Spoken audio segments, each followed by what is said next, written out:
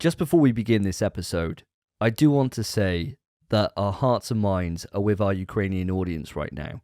You're only a small subsection of our audience, but we are with you, and we stand with you during this difficult time. Stay strong, look after each other. Now on to the show.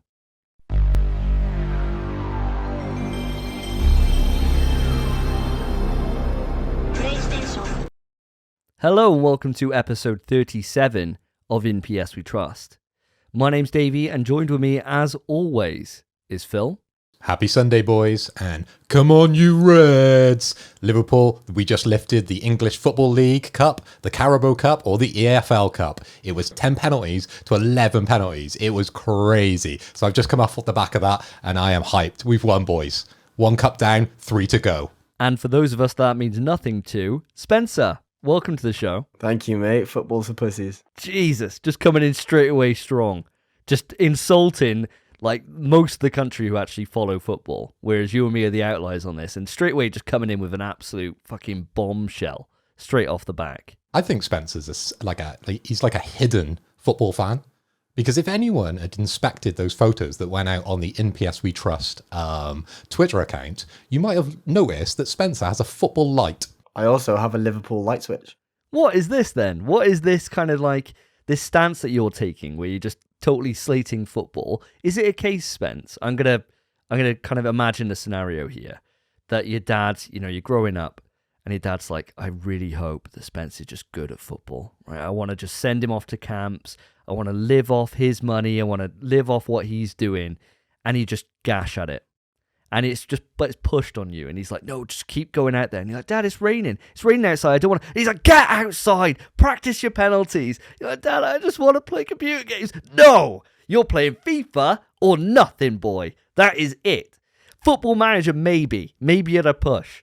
And that's it. And then years of that abuse and you got a red background behind you. You got Liverpool light or whatever it is. You got football lamp.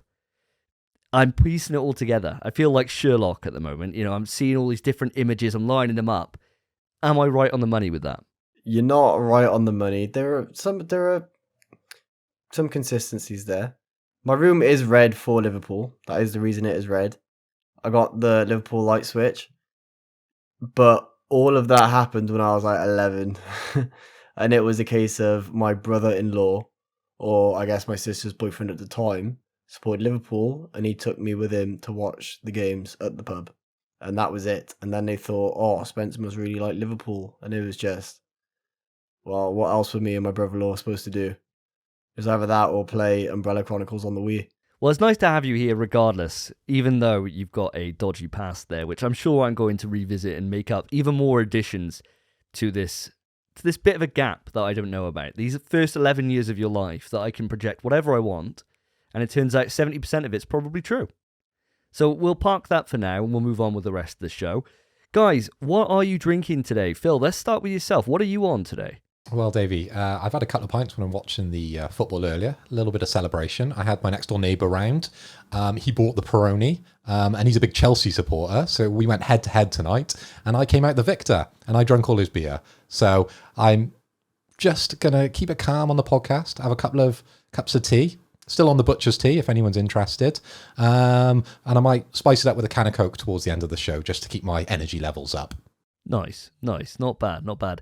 As you said already on the show, we are recording on a Sunday, so it is pretty much an alcohol-free zone, or certainly not up to the level that we normally would do on the podcast.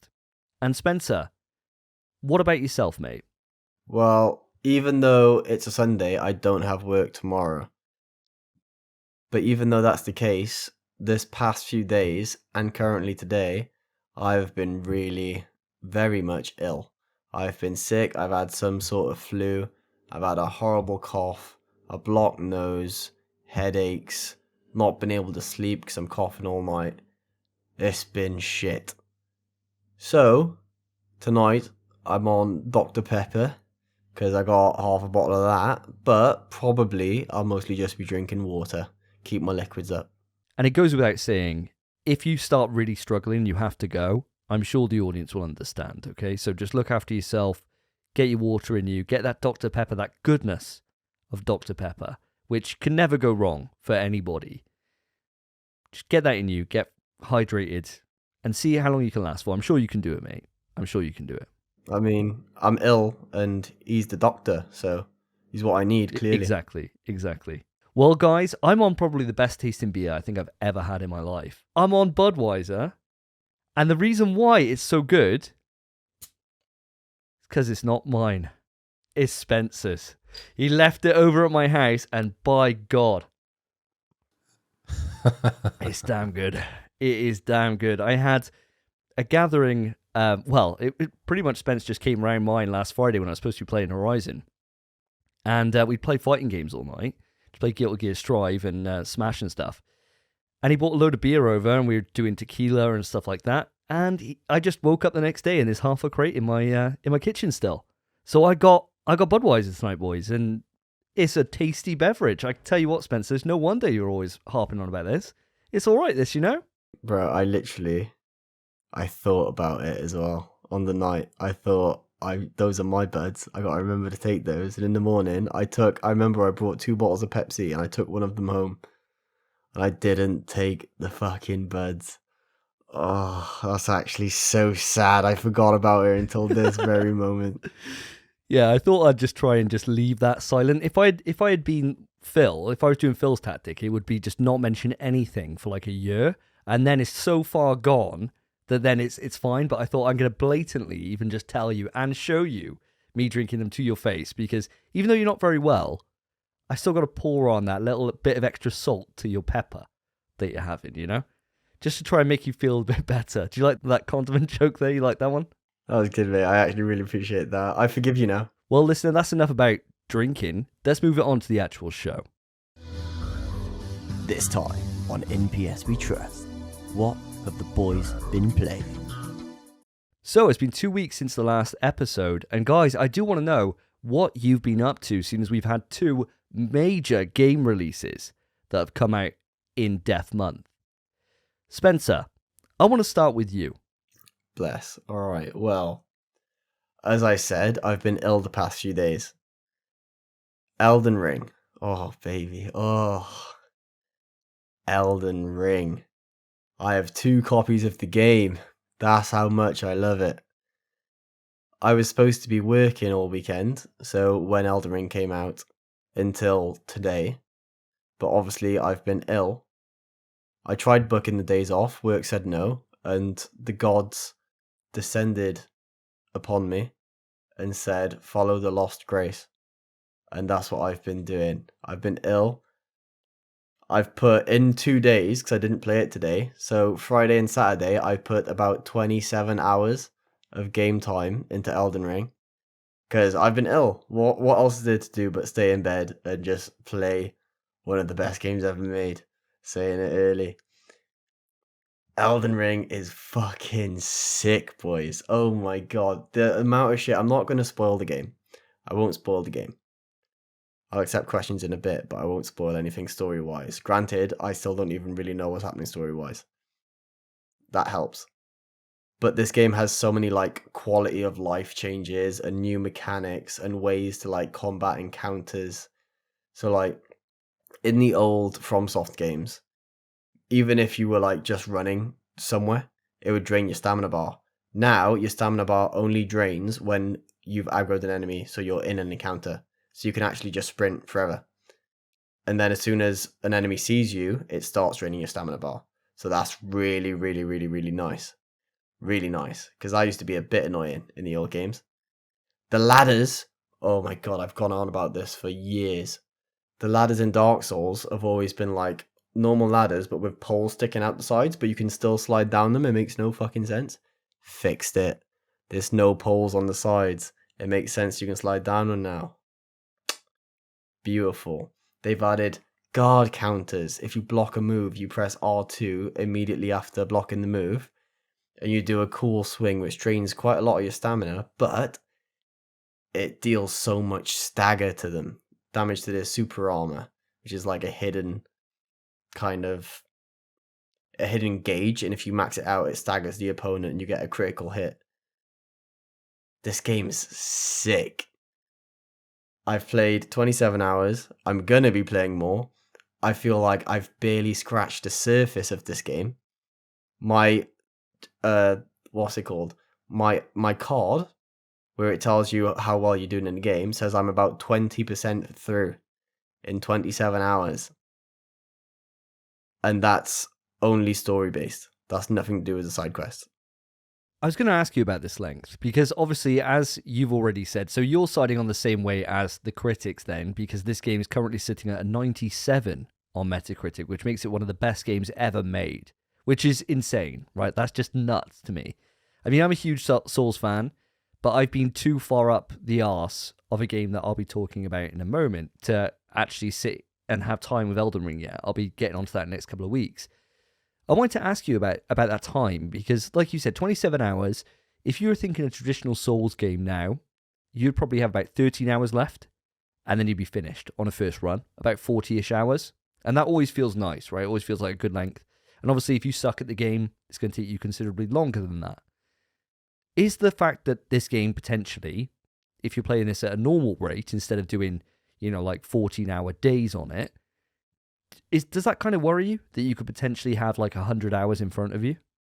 I wouldn't say it worries me, because it would worry me, I think, in a different game where it's just like extending the length of the game for no reason. But this world, the world that is Elden Ring, is just so jam-packed with content. It's like you're never actually wasting time, other than the other day where I couldn't find where I had to go for like 5 hours. That was wasting time, but that was my own fault. I don't blame the game for that at all. Blame it a little bit. It's a bit annoying. It didn't explain too well. But it never does. FromSoft never explain anything to you. They say, here you go, here's a sword, good luck. The game length, it worries me a little bit.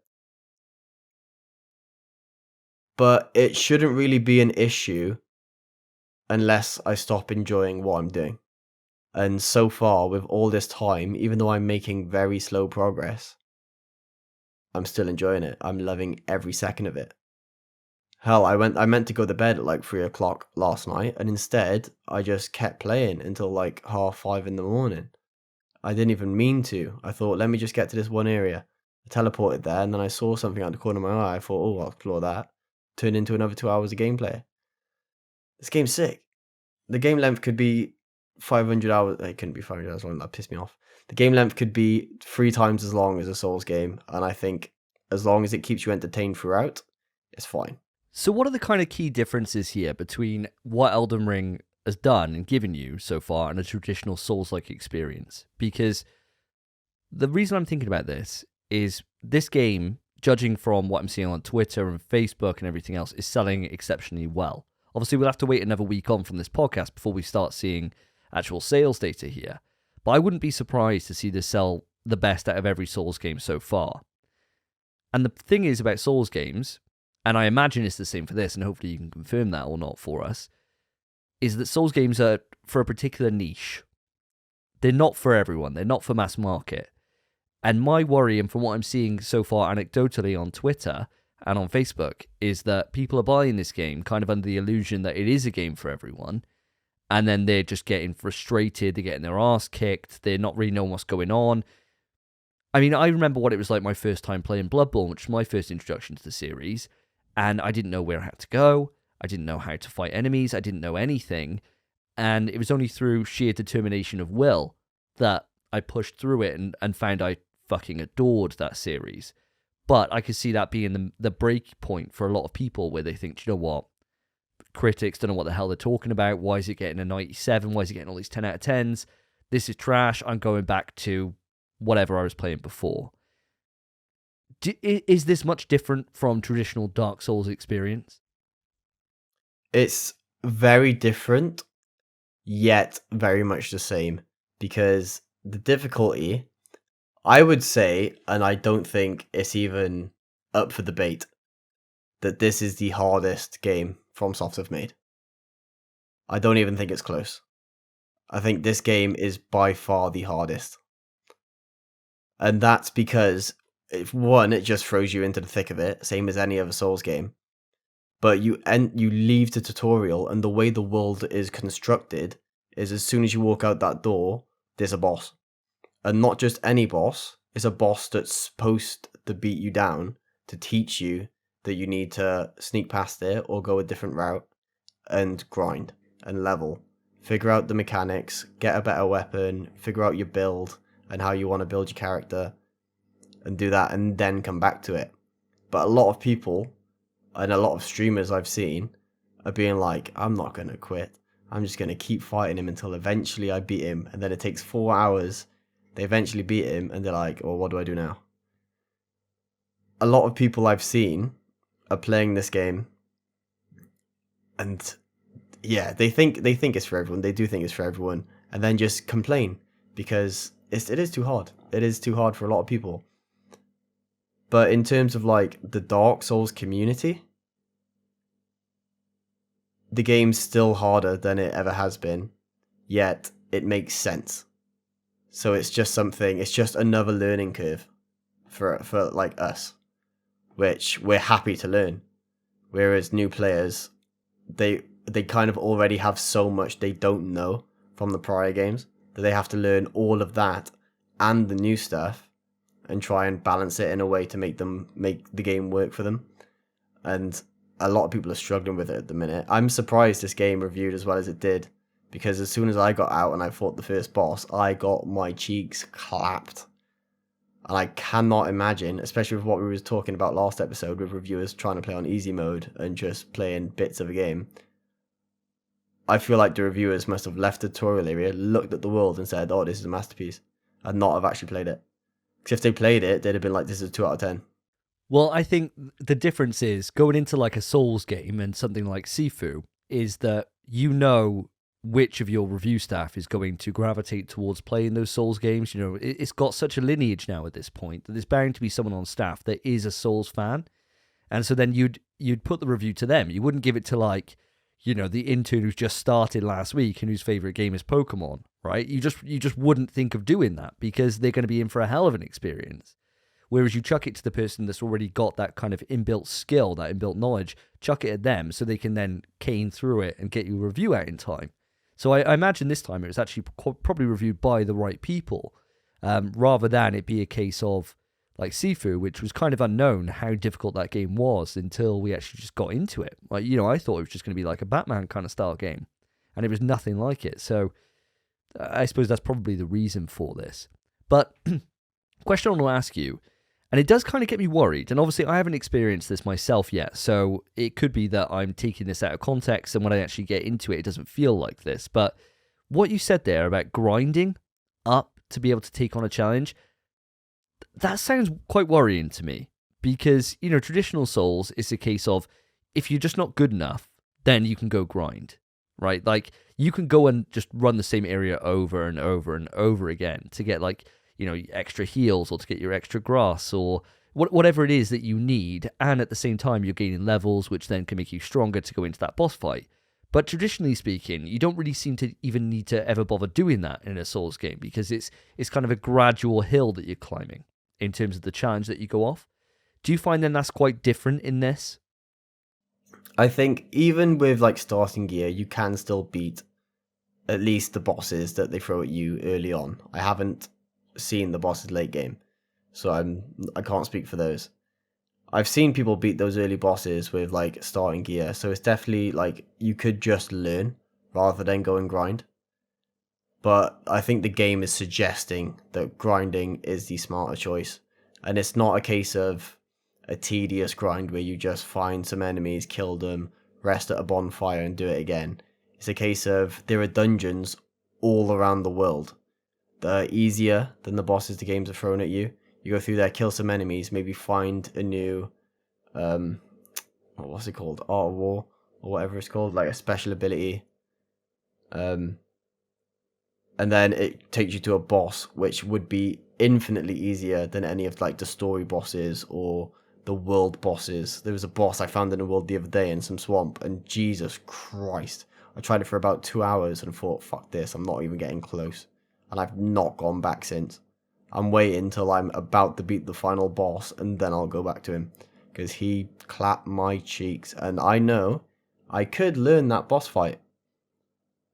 But why waste the time doing so when I could experience more of the game whilst getting stronger and learning throughout, and then just go back to it. Oh, well, that's actually made me feel a little bit better, actually, because when you said about grind, I thought it was going to be a case of you got like a gauntlet, like one straight run that you run from like one bonfire to another, kill every enemy, reload, travel back, and just do that over and over again. That's what I thought that you were saying. But you're just saying basically just go off the beaten path and just go and explore and just go and fight stuff and naturally just, do things in the open world and then come back when you're feeling a bit more geared up and you're ready for that battle.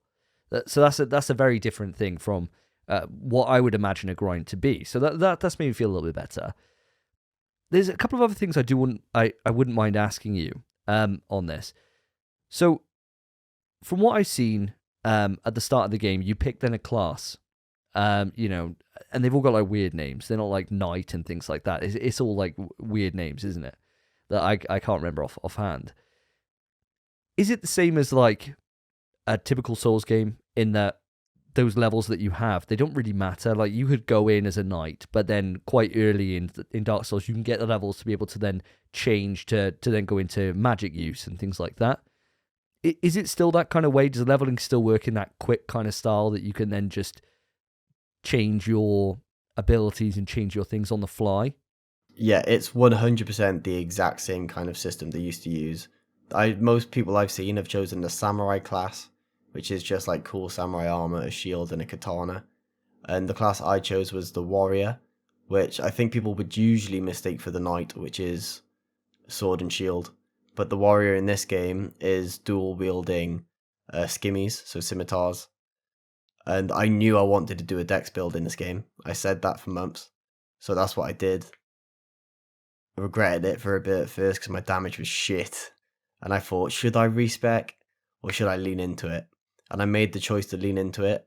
Found some better weapons. Now I've got a bleed build which scales with dex. And by God, game feels good. It's a case of I could have changed my mind. I could have changed my build.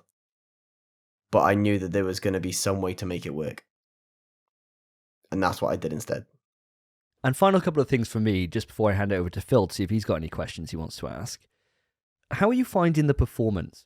Because I'm seeing a lot of people online especially, and granted, of course, with Twitter, I mean, we're the first to always say about this, it's like an echo chamber, isn't it? So you're always seeing the same things over and over again, even though that's probably not the general consensus. How are you finding the performance playing on PS5? There's a lot to say about this. A lot to say about this question.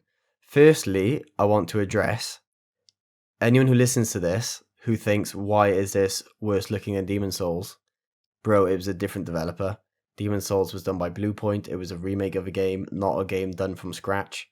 It makes sense for it to look worse. FromSoft have never really had...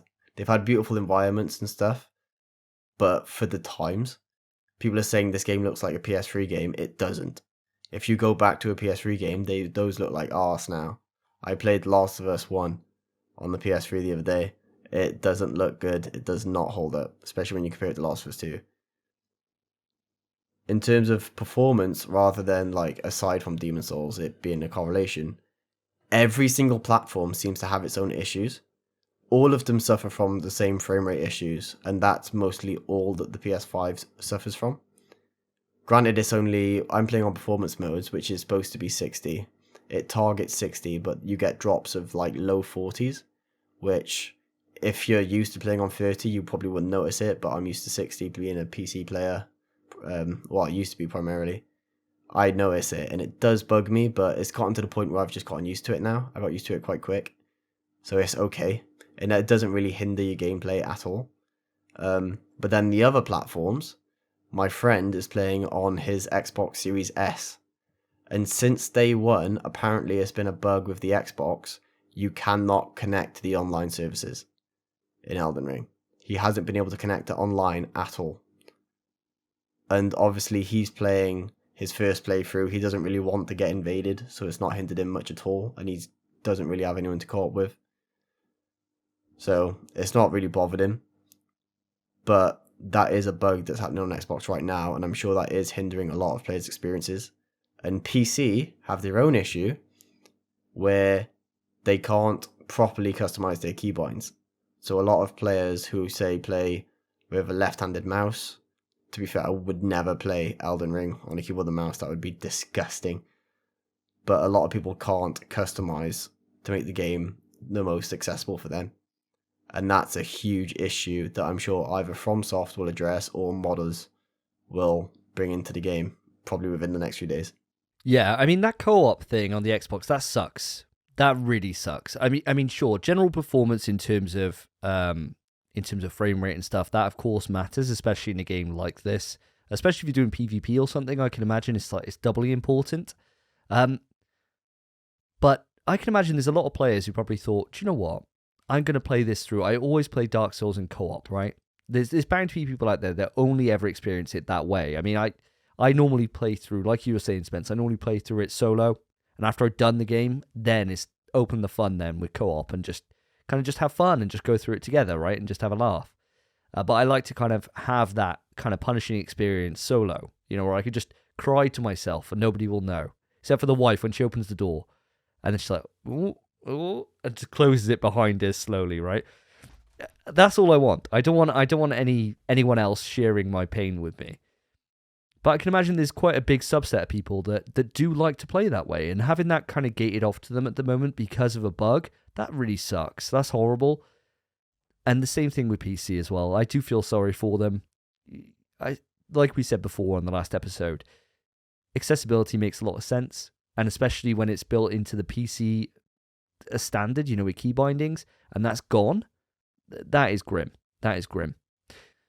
And so the final question I've got for you, Spence, is obviously I've been playing Horizon up until this time, and I'll be talking about it in a moment, and I'm sure Phil will be as well, because I think we've both been playing the same thing. My eyes, so far, have just been continually gifted. From the moment I started that game until where I am now, how are you finding this game looks on the PlayStation 5? Does it look like a PS5 game, or does it look like something else? I think this game, hands down, does look like a PS5 game. I know a lot of people are saying otherwise. I'm sure it's a cross-gen title, but that's irrelevant. I've said that's irrelevant before in the past on the podcast. I don't think that really matters too much. The thing people are missing is that although this game doesn't look as graphically impressive as, say, Demon's Souls or Horizon Forbidden West or Ratchet, it looks better than a lot of other PS5 games, which I know you don't want me saying it, Davey, but it looks a lot better than Bugsnax. And Destruction All Stars and stuff.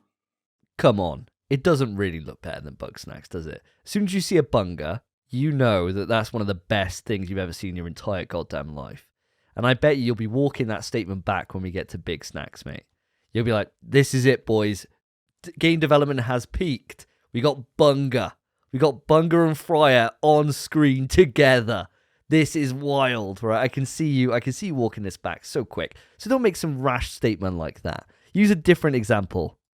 Man eater PS5 port. There we go. All right, cross-gen title as well. Allow that. But a lot of people are upset with how it looks, which I guess is understandable. But they have to account for the fact that this an open world game, all of this loaded in more or less at once. You can kind of see when you teleport to different shrines of grace, which are the new bonfires in this game. You can see the world load in. The grass, for some reason, is the last thing it loads, and I don't know why they did that, because you can always see the grass pop in. But you kind of just... Souls games have always been that little bit janky, but in the right way. So I feel like you can kind of forgive it. I don't think all these people that have complained about how the game looks, none of them are Dark Souls fans. That is the wider community that have now come into the FromSoft kind of library of games. They've now come into Elden Ring having not experienced the past games. And they're like, why does this look like this? I've seen Demon's Souls. That looks phenomenal. And they just haven't put two and two together in their small little brains. I don't understand. This game is beautiful. It is beautiful. It doesn't hold a candle to some other games, but it's beautiful in its own right. There's so much has to load, so many enemies, so many particle effects. You can tell it's struggling to load them because it's dropping the low 40 FPS. Apparently the only fix for the frame rate issue is to play the PS4 version on your PS5. I'm not going to do that. That's ludicrous. That's a madness. That's actually a madness. So, for me, I think it looks beautiful. I do think it looks beautiful. It looks like the best game FromSoft have made, which it should be, because it's the most recent one.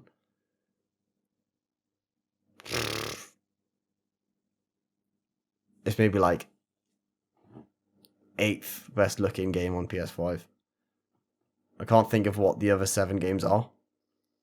But I also don't think it'd be that hard considering you've got Spider-Man Remastered, Miles Morales, probably the Uncharted 4 Remastered, Demon's Souls, Village, you got Returnal, Ratchet and Clank. Or maybe it's like 12th or something actually, never mind. Yeah, I was going to say, you're Bro. pretty much just running off every single game that's been launched of any note on the PlayStation Big 5. snacks. Yes! Let's go. Basically every game that's come out. I gotta say, from everything you've said, Spence, you've really you've stoked the fire of anticipation that's already very lit under my arse.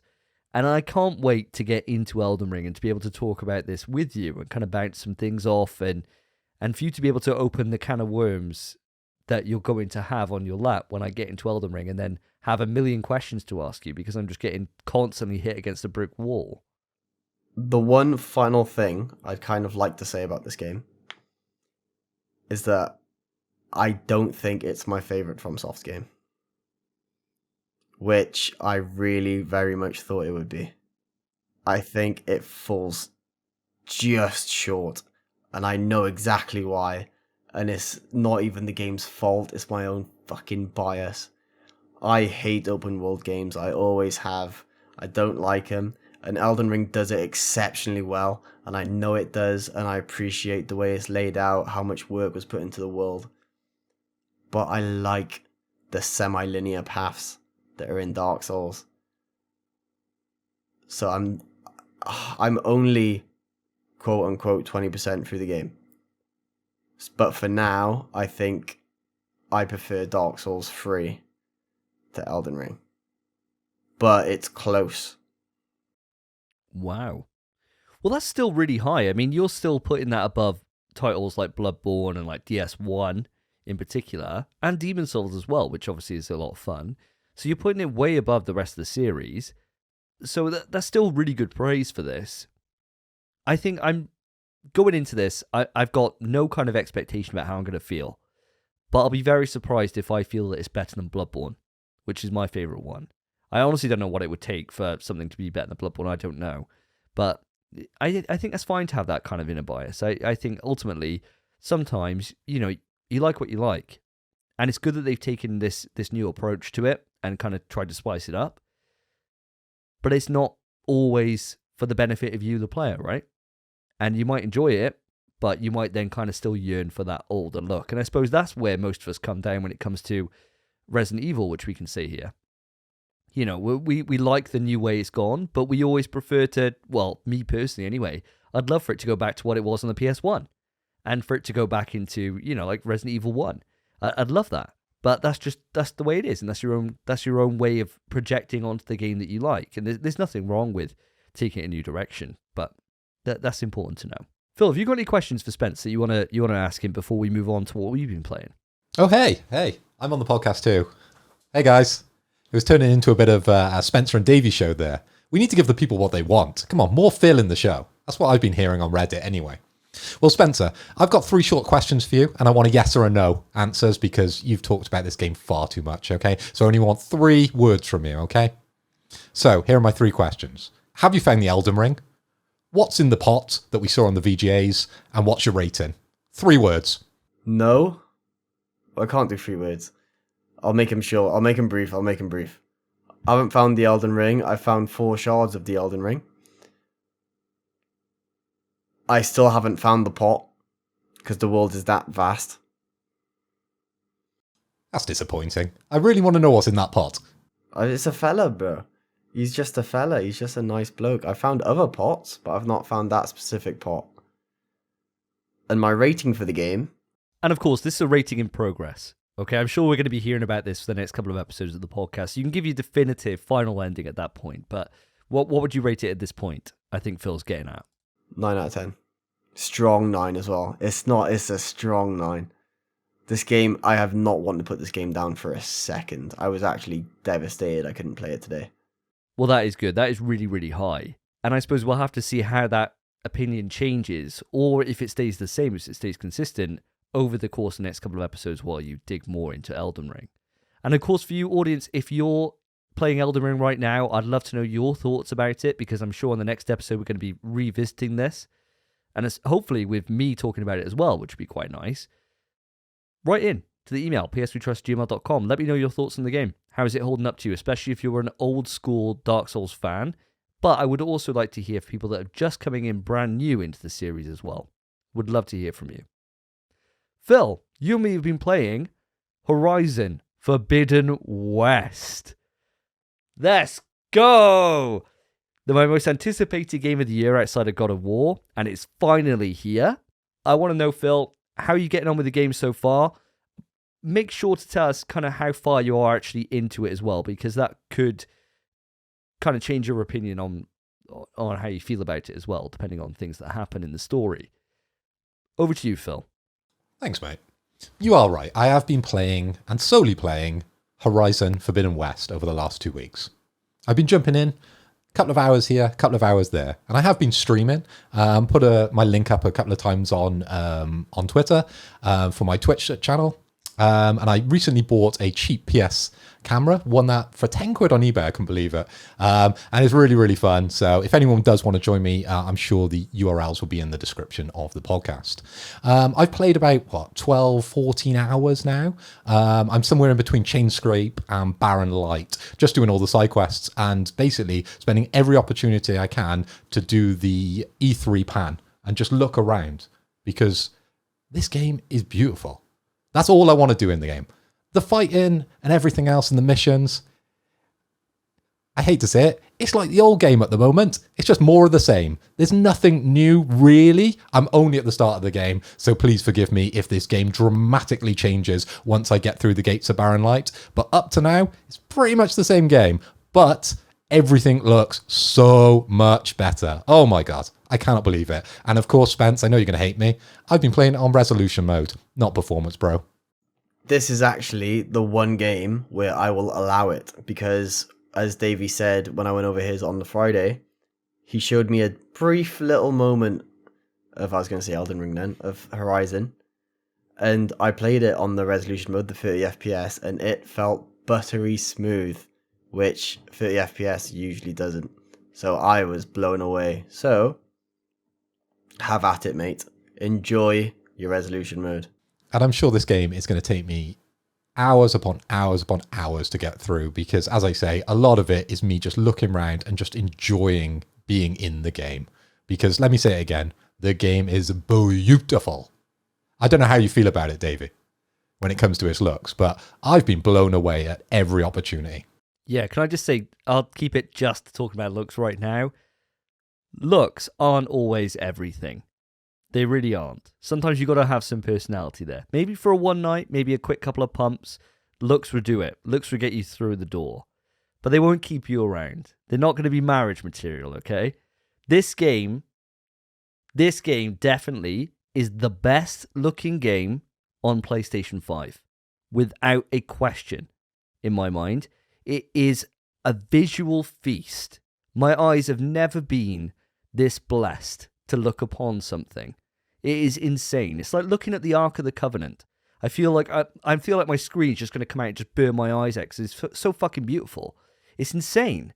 And where I am in the game, I'm 29 hours, 30 odd hours into this game now, and it's so varied.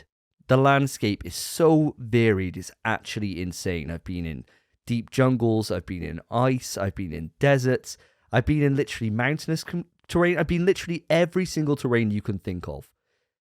And it all looks insane. I've been posting random different bits on Twitter for just moments that just take my breath away. And bearing in mind that I'm sharing those tweets, and that's in 1080, because I still got it from when I'm capturing gameplay, so I never do it in 4K. Just because it takes up so much memory. And even that just looks insane. I was in this moment where I was just walking out towards the water, towards like a bit of a lake, and it started raining. And I just stood there, and all I could see was just the raindrops hitting the surface of the water and all of them just rippling. I thought, oh my God. Like, the sound was all in my headset, so it was just full, like, kind of surround sound of rain. It sounded amazing, hitting water. I thought, I wonder what happens if I swim into the water and just look up, right? Because normally there wouldn't be anything there. You wouldn't see those ripples, like, hitting that water from underneath. I've never really noticed that in a game before.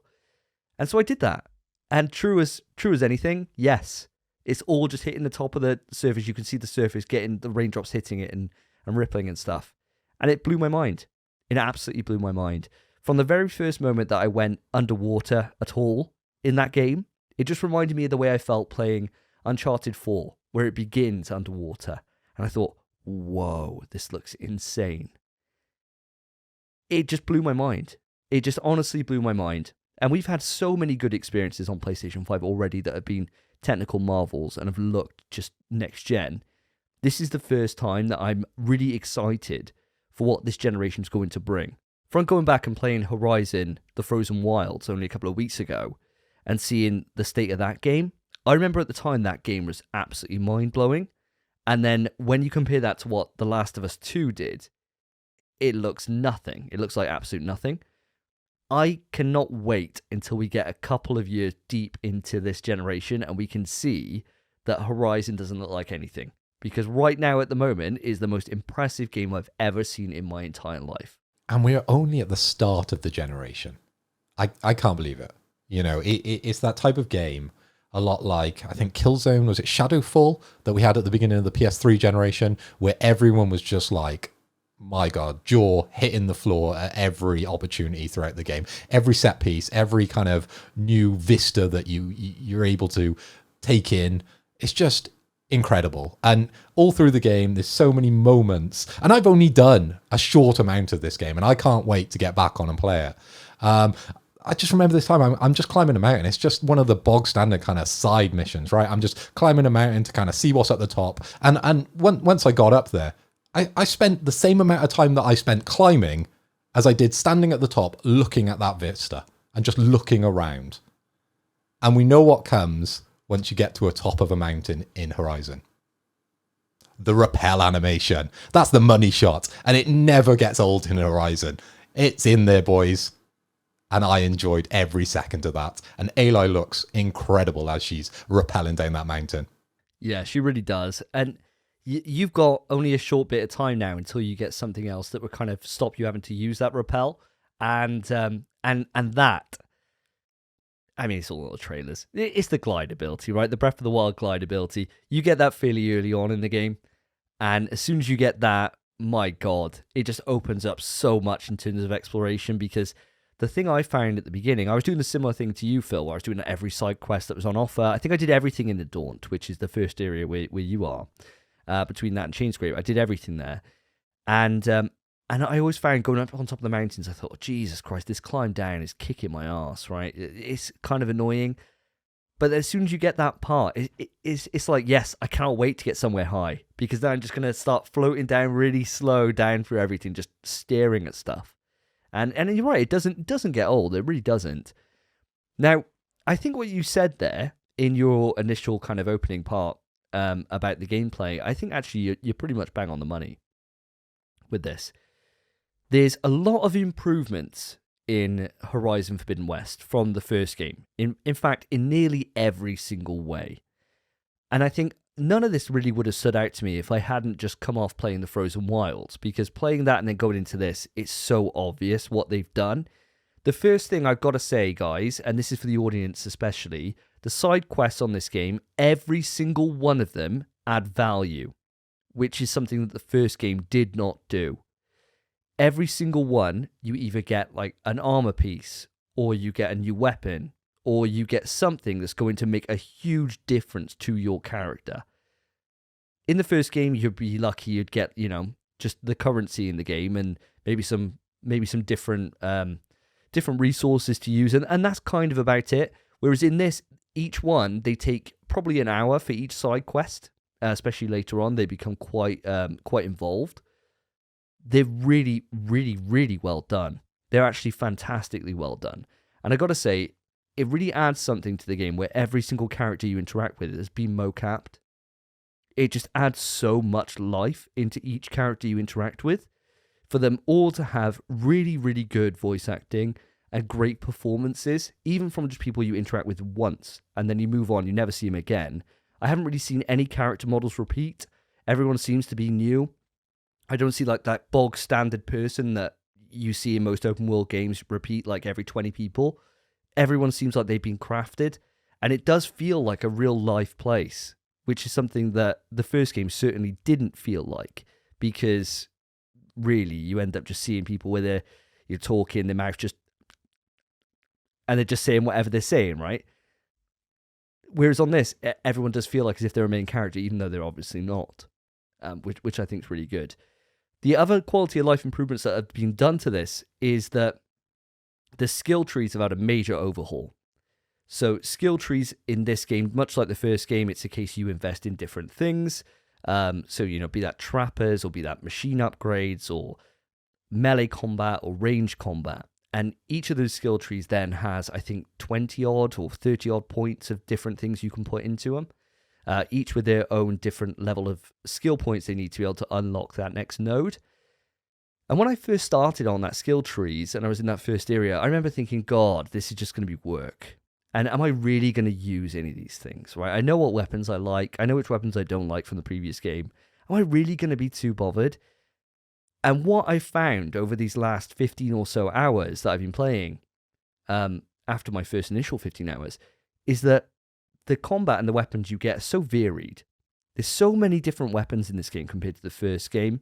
And it's quickly become a case of me using a weapon and then kind of discarding it actually quite quickly, compared to in the first game where I had kind of two sets of weapons that I use. I had my starter gear and then I had my end game gear.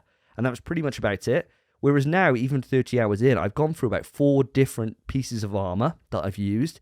And I've gone through about 6 or 7 different full weapon wheels of weapons as I've moved through the game, which is really surprising to me. In the previous game, I was always using a rope caster, always using I can't remember what they're called now, a trip.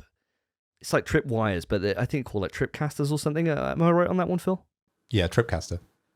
So I was always using those 2 weapons, but in this, I found a weapon that I am absolutely over the moon with. It's called a bolt thrower or bolt blaster, something like that. And it's basically like a rapid fire machine gun, but just flowing out bolts.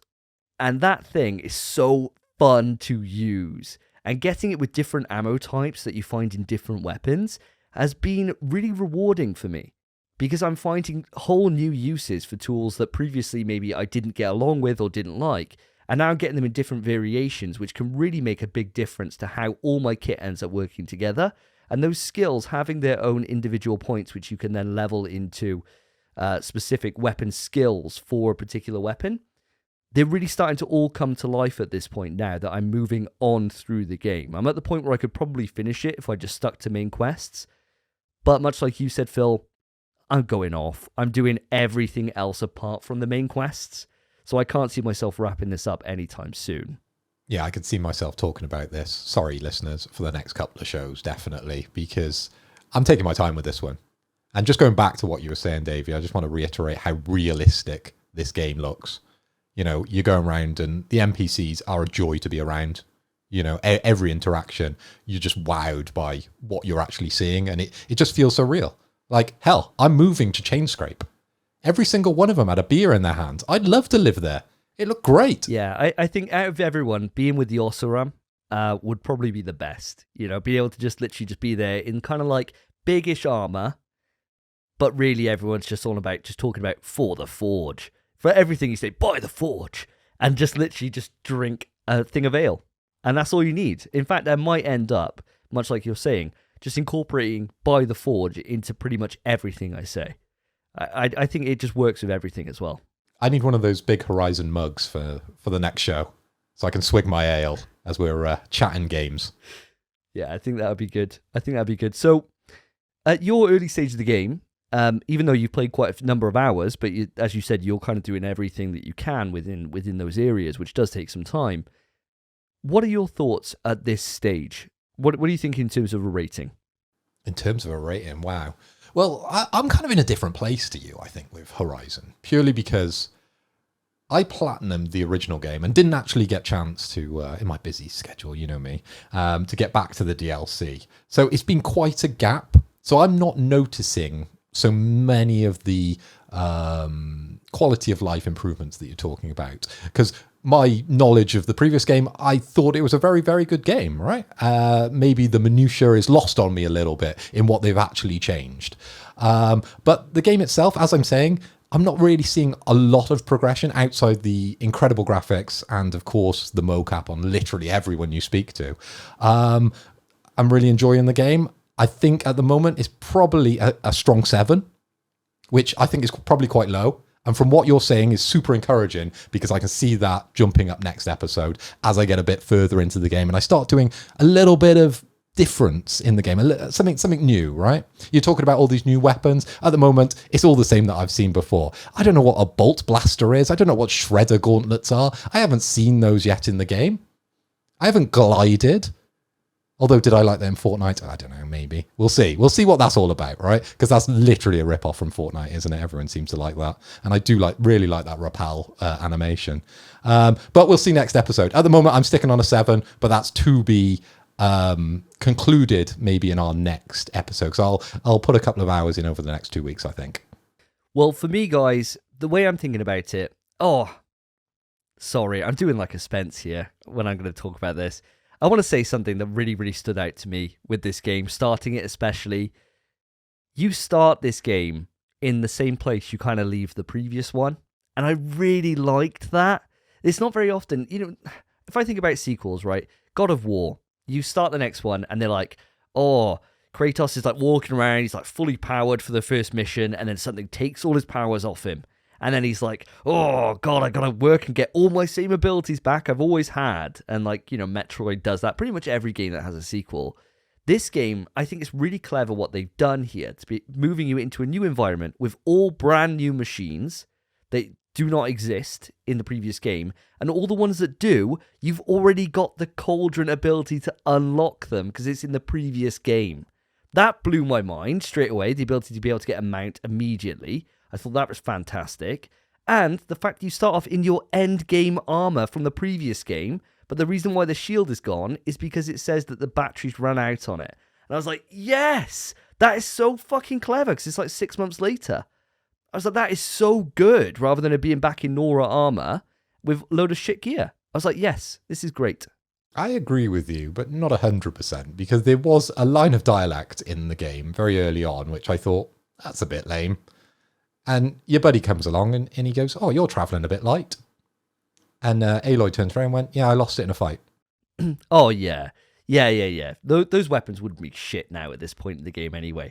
So that's fine. I overlooked that. I remember rolling my eyes at that too, actually. There's your explainer. Where's all her weapons gone? Oh, I just lost them in a fight. Yeah, they got nicked. They got nicked when she was on the journey. Gone. Tough 6 months, mate. We had tough 6 months.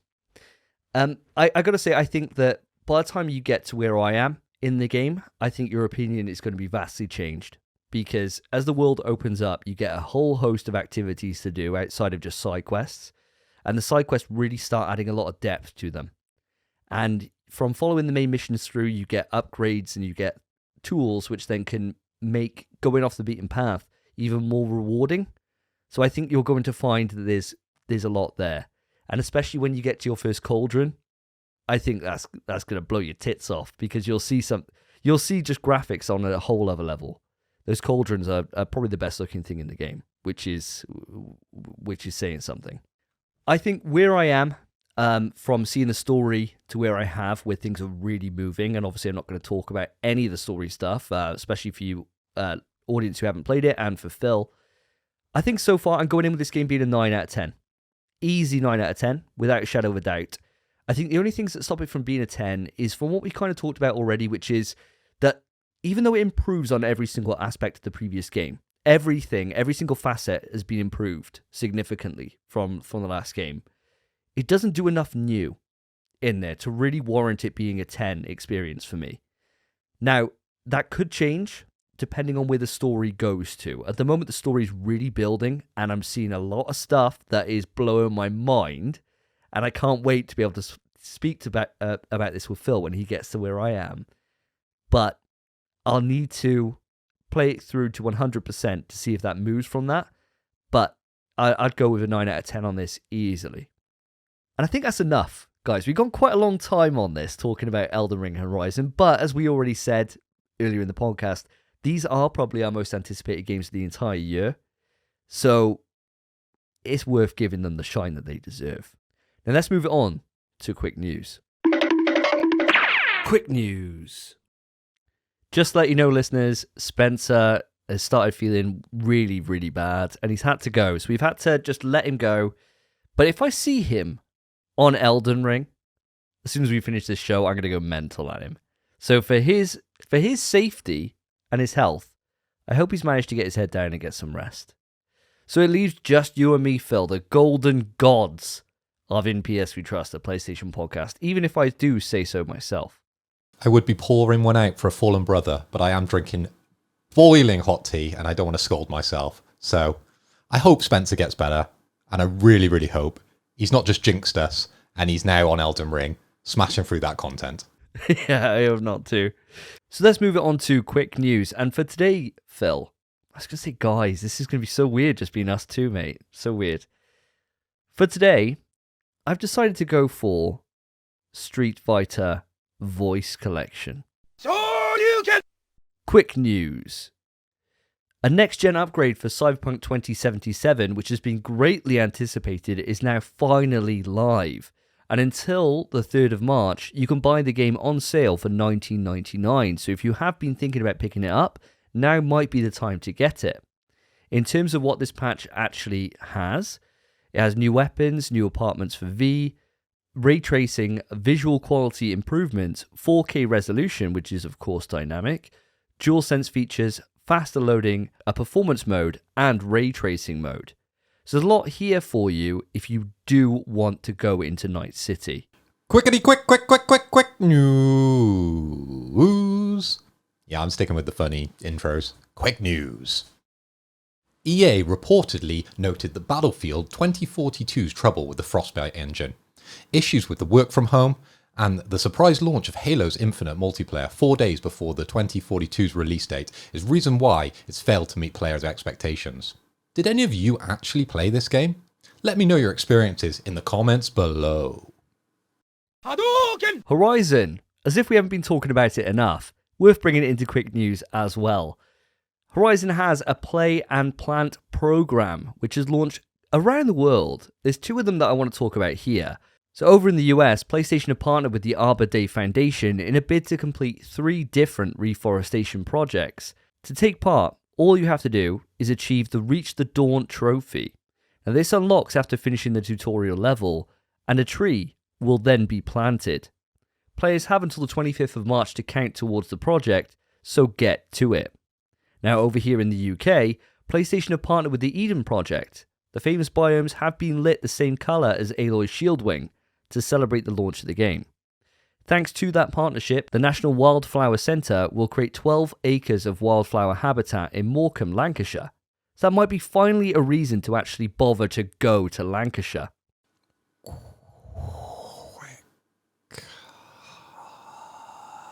News? Guardians of the Galaxy has underperformed commercially. Sales fell below initial expectations, guys. This has come as a huge surprise to the podcast, as we all loved it and gave it high ratings. If we want to see more from the Guardians, then we're going to need to vote from our wallets. If you haven't played the game, and you're not playing Horizon or Elden Ring, then go out and buy Marvel's Guardians of the Galaxy. You won't regret it. I love that one. I love that noise so much. I never know what he's saying. Oh, quick news. BioShock is getting a Netflix adaptation. Oh, God. In a statement by Take-Two Interactive's chairman and CEO, Strauss Zelnick, he said, Netflix is among the best and most forward-thinking storytellers in all of entertainment today. We are thrilled they can share our vision and commitment to the BioShock franchise, which is beloved by millions of fans around the world. As for development of the next BioShock game, he went on to say 2K's Cloud Chamber Studio is deep in active development on the next iteration of the series, and coupled with our partnership with Netflix, we remain highly confident that BioShock will continue to captivate and engage audiences like never before. Now, bear in mind, listener, that we've heard the news that BioShock has been adapted to film about 10 years ago. So watch this space, but I can't see it happening anytime soon.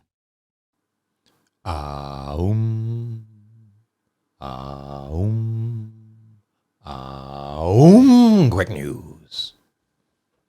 Shadow Warrior 3 is coming to PlayStation Now, day one at launch. This never happens, and might signal good things to come for you if you're on the service. And it's hinting towards Sony maybe taking this more seriously, especially with all the Project Spartacus news that we'll be covering later in the show.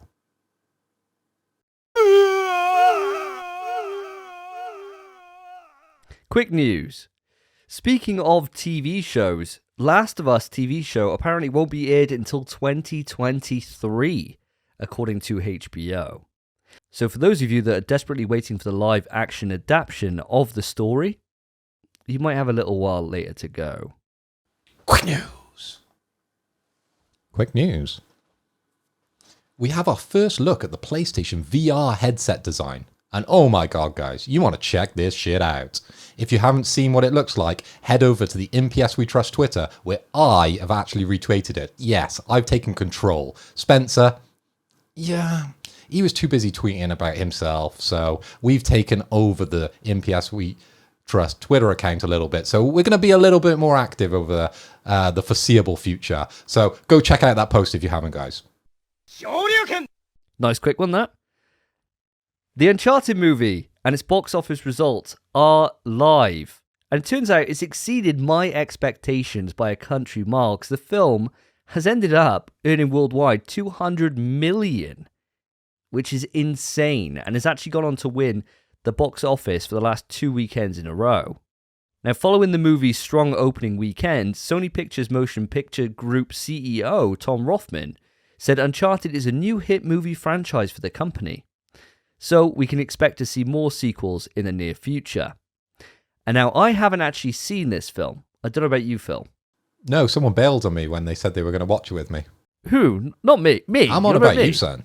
I haven't seen it either. Should we go together? We could do. Are we going to tell Spence?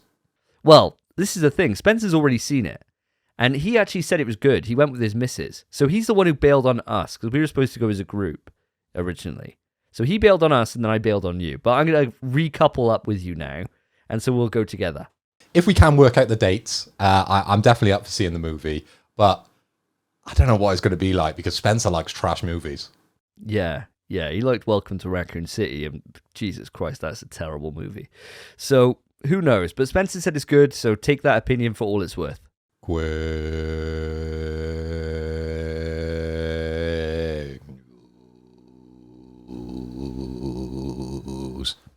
Base. Breaking news. Call of Duty 2023 is reportedly delayed to 2024, making it the first time since 2004 that a mainline COD game will ever skip a year. They say COD isn't going to be exclusive to Xbox. Well, it can't be exclusive if they don't release one. Very, very clever, Xbox. I see you. Sonic Boom! Wow. I forgot that was his voice back then. Jesus Christ. The PlayStation Plus games for March 2022 have been revealed. And this month, if I do say so myself, is looking like an absolute jam-packed stormer of a month. We've got Ghost Runner for PS5, Ark Survival Evolved for PS4, Team Sonic Racing for PS4, and Ghost of Tsushima Legends, which is the online co-op kind of campaign mode thing for PS4 and PS5. So for those of you that are interested in those games, do make sure to add them to your library, even if you're too involved at the moment with Horizon and Elden Ring, as at least they're there for you when you actually want to go play them. Now, Phil, super quickly, does this month appeal to you at all? I've got one question for you, mate. When are we digging? Exactly. That was my thoughts as well going into this. I mean, I'm chuffed that Ark Survival Evolved's there. It's a game that I've always wanted to play for a long time, but just never really got to. And Ghost Runner actually the same thing. When Spence was talking about that on a few episodes ago now, saying about how much he really liked the look of it, I was interested. So having them there when we actually want to get to them is really good, and I'm really pleased with this month. But, same as you, I just want to go digging again. We haven't done it for ages now, and with the games that we've got sitting there for us, I can't see us getting digging anytime soon. But when we finally can, and we can put on our dwarven skins and get down in those mines and shoot some bugs, that's all I want to do. Quick news! Evo has announced that there is no Smash Brothers. Dun dun dun. And we're going to branch out on this one a little bit because some of the guys on the podcast, Davey and Spencer, you are in, well, I guess the semi-competitive scene, especially in Wales. You compete a little bit. Davey, you've stepped a little bit back from the scene. How does this sort of impact you? Because I know this was a big draw for watching Evo. Yeah, this really is. This is actually, it shouldn't be surprising, to be honest, because Nintendo are just fucking clueless about competitive Smash Bros. I mean, they held, for the first time ever, they've kind of taken more of an active role in the Smash community. It's very much still a grassroots community, even though it's the biggest fighting game at EVO, which is insane. You know, when you think about EVO and EVO fighting game tournaments, you always, or your mind typically would go to things like Street Fighter, maybe Mortal Kombat. But those games, even with how big those games sell and how well they kind of represent the general fighting game community, the EVO turnout is nowhere compared to the Smash turnout. Smash turnout dwarfs them. The difference is, though, that Nintendo does not support those groups. So whereas you have like 250 or 300 people will enter for like an Injustice 2 tournament, you know, just at the end of that game's lifespan, you'll have a 10k pop bonus because Warner Bros. Put it in there. Whereas Smash will have 2,500 people enter EVO 2017. And it's like, oh, cheers, here's your 500 quid. It's nuts. It's actually insane. Like, Nintendo do not get it. And because Smash DLC is finished now, there's no reason to support that game anymore. So why would they bother including it there? That's all it comes down to. That's literally it. There's no reason for them to put any support into this game anymore because all their sales of the DLC and everything is done. So why do they give a shit? But it's just the wrong message for everything, especially as this year is going to be the first EVO in the last 2 years that we're going to have physical face-to-face competition. Whereas for the previous 2 years, the reason why Smash hasn't been there is because it's been online only. And Melee, the community have been able to create that with rollback netcode, which is insane. Whereas Smash Ultimate, the newest release from Nintendo themselves, has got some of the worst online I've ever experienced in my life. So there's no way they could have put that on EVO stage because it would look embarrassing, especially when you got it competing with titles like Guilty Gear Strive and even Rivals of Aether, if that was there, where they got rollback netcode. It's a madness. It's an absolute madness to me. I mean, Nintendo just proving again that they're just completely clueless at anything they want to do when it comes to creating a community and supporting a community. They're so far behind. They have so much to learn from. In terms of the wider EVO announcement, March 8th, when we get to hear what games are actually featured there, I'm really going to be hyped for it because I really like the events where they have old games from the past they bring back. And I'm really hoping, like they had last year, they had Marvel 2. I'm really hoping that we get to see some more Marvel stuff. That's what I want to see. Or, failing that, maybe bring something back from the past, something we haven't seen for ages, like Bloody Roar, or like one of the early Mortal Kombat games, Mortal Kombat X or something. That would be so hyped to see. I'd be super chuffed with that. I mean, what are your thoughts on this, Phil, as kind of an outsider to the wider Smash community and stuff? Is there any games that you want to see here, or what do you feel about the actual Nintendo's approach to this? Well, we are going to be digging into the Capcom Street Fighter 6 announcement and what sort of came with that. And Capcom are going back to their back catalogue and going through and sort of updating a couple of older titles for us to play. But one they did miss out. Where's Power Stones?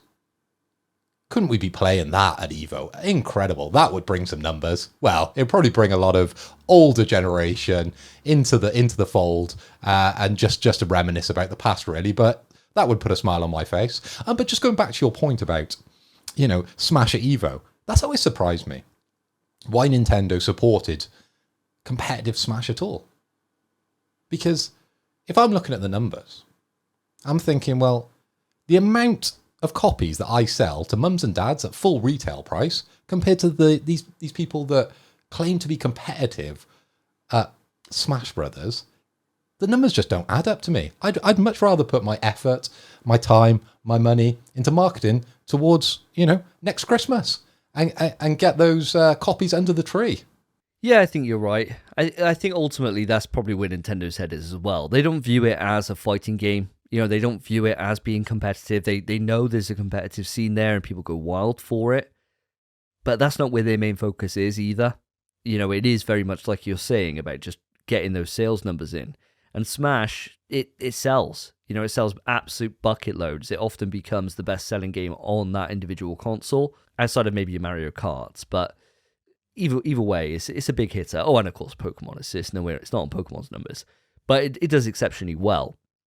I just think that there's an opportunity to always have constant marketing for it if you were supporting those tournaments, because it does make headlines. If there's a big payout or there's big hype that's with it, there is then that at least the stories. It's like, I don't follow League, right? And obviously you do. But all I see on Twitter all the time is different organizations tweeting about like who they've got in the fold now, or who they're getting rid of, or how well they've done at a certain tournament, and the prize money that's been dished out, and how much there is for Worlds, and all these different things. And sure, I'm not interested by League, but if somebody was just getting constantly bombarded by these messages, that may be a thing they think, do you know what, it might be worth me actually diving into this or watching it. Nintendo could make some money from revenue, from hosting tournaments on streams or anything. There's loads of different ways they could make revenue from it, but they just choose not to. And they just choose to ignore it.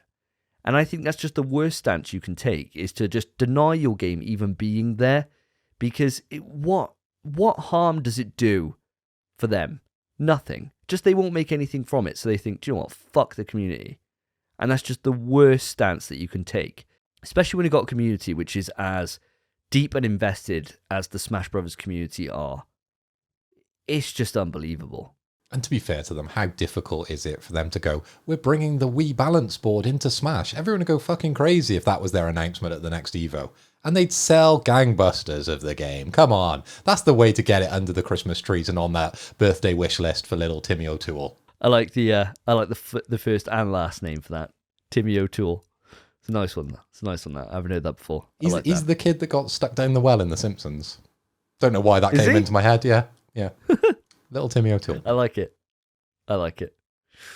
Well, following that news, let's move it on to Rumour Has It. Kick it!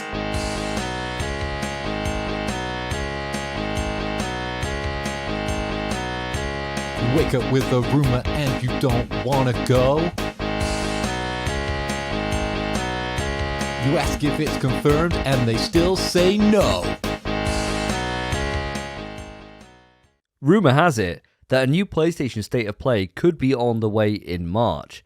Apparently, it's rumoured to be the big one. Now, the claim comes from Nick Baker, who's hosted the Xbox Era podcast. Obviously, you don't want to listen to those when you could listen to the number 6 best PlayStation podcast of 2022. But anyway, he says it's going to be a big one, and apparently he's been quite right with different things in the past. So there is some credence to this. Phil, what do you want to see, and what do you think would qualify it to be a big one? Well, I think asking me what I want to see and what I think will possibly be shown will be quite different, really. What I think will be shown, possibly, is going to be something to do with the big one. And the big one, in my mind, on PlayStation, is always God of War. That's the biggest game, I think, that everyone knows PlayStation for. Okay, we've got The Last of Us, and we've got Uncharted, but God of War, I think that's the iconic character for PlayStation. So that would be the big one for me. But what do I want to see? I want to see more Atomic Heart. That game has got me. I've been watching so many little videos on YouTube about that. I'm hype about that. I cannot wait to see more on that, but I very much doubt it's going to be that. Yeah, I mean, Atomic Heart would be awesome. I remember that I'd forgotten that you were so hyped on this game, and I shared something in our chat, and you were like, oh, this is the game I was on about months ago. I was like, oh, really? And then I started going down the rabbit hole with Atomic Heart and looking at all the different stuff. So I'm very much the same as you. Although we did just have that announcement from them, didn't we, that we spoke about in the last episode, that we're going to get the release date towards the end of this year, right? And it is this year. So who knows? But showing it at a Sony stage, that would be awesome. I'd be really happy with that. Might be like the mid-year Game Awards thing they do, the summer Games Fest or whatever. That's probably where I'd anticipate to see that. I'm with you on this. I think it's God of War. I reckon if they're going to make it a big one, what do you show? You show God of War. And the big thing is going to be the release date. Now, there has been a different rumour, or bit of news, I suppose you maybe call it, that went up today I saw on Twitter, but I didn't think it was actually true, so I haven't included it. And that was that a placeholder's gone up for God of War, which showed it coming out in June. Now, I can't see it being June. I think the way the game looks in terms of its like snowy kind of presentation, it would make sense to me to be like in the latter half of the year. But who really cares about any of that shit, right? It's winter right now, and I'm playing in a really tropical jungle in Horizon. It doesn't really matter, does it, ultimately? I think if we manage to see some God of War, I don't want to see too much. So all I really want to know is when it's coming out. That's all I want to know. And what kind of collector's editions are there? Because it's definitely a game that I want to buy some kind of statue for if it's good enough. I'm surprised you've got enough room after you bought the collector's edition for Horizon. Because that mammoth is a beast. I know. Have a look at this, audience. Jesus Christ. Look at the state of it. Oh! My tusk! My tusk fell off. But yes. For our audio listeners, Davey is holding his mammoth up to the camera, and he's just broken it, I believe. No, they slot in. It's not that bad. It's not that deep. But yeah, it's a bit of a monster. I think I've got enough room for probably one more collectible. And then after that, it is game over. Something's going to have to go into storage from that point, which is always a hard thing to do, to be able to say, well, something's got to get retired. But there's a couple of things that I've had for a number of years now, and maybe it would be worth refreshing it up. So all depends on what's shown. It's kind of a nice point to get to, really, because you don't just buy everything. Because I've been at that point for a while where if I'm going to buy a new collectible, I've got to replace something.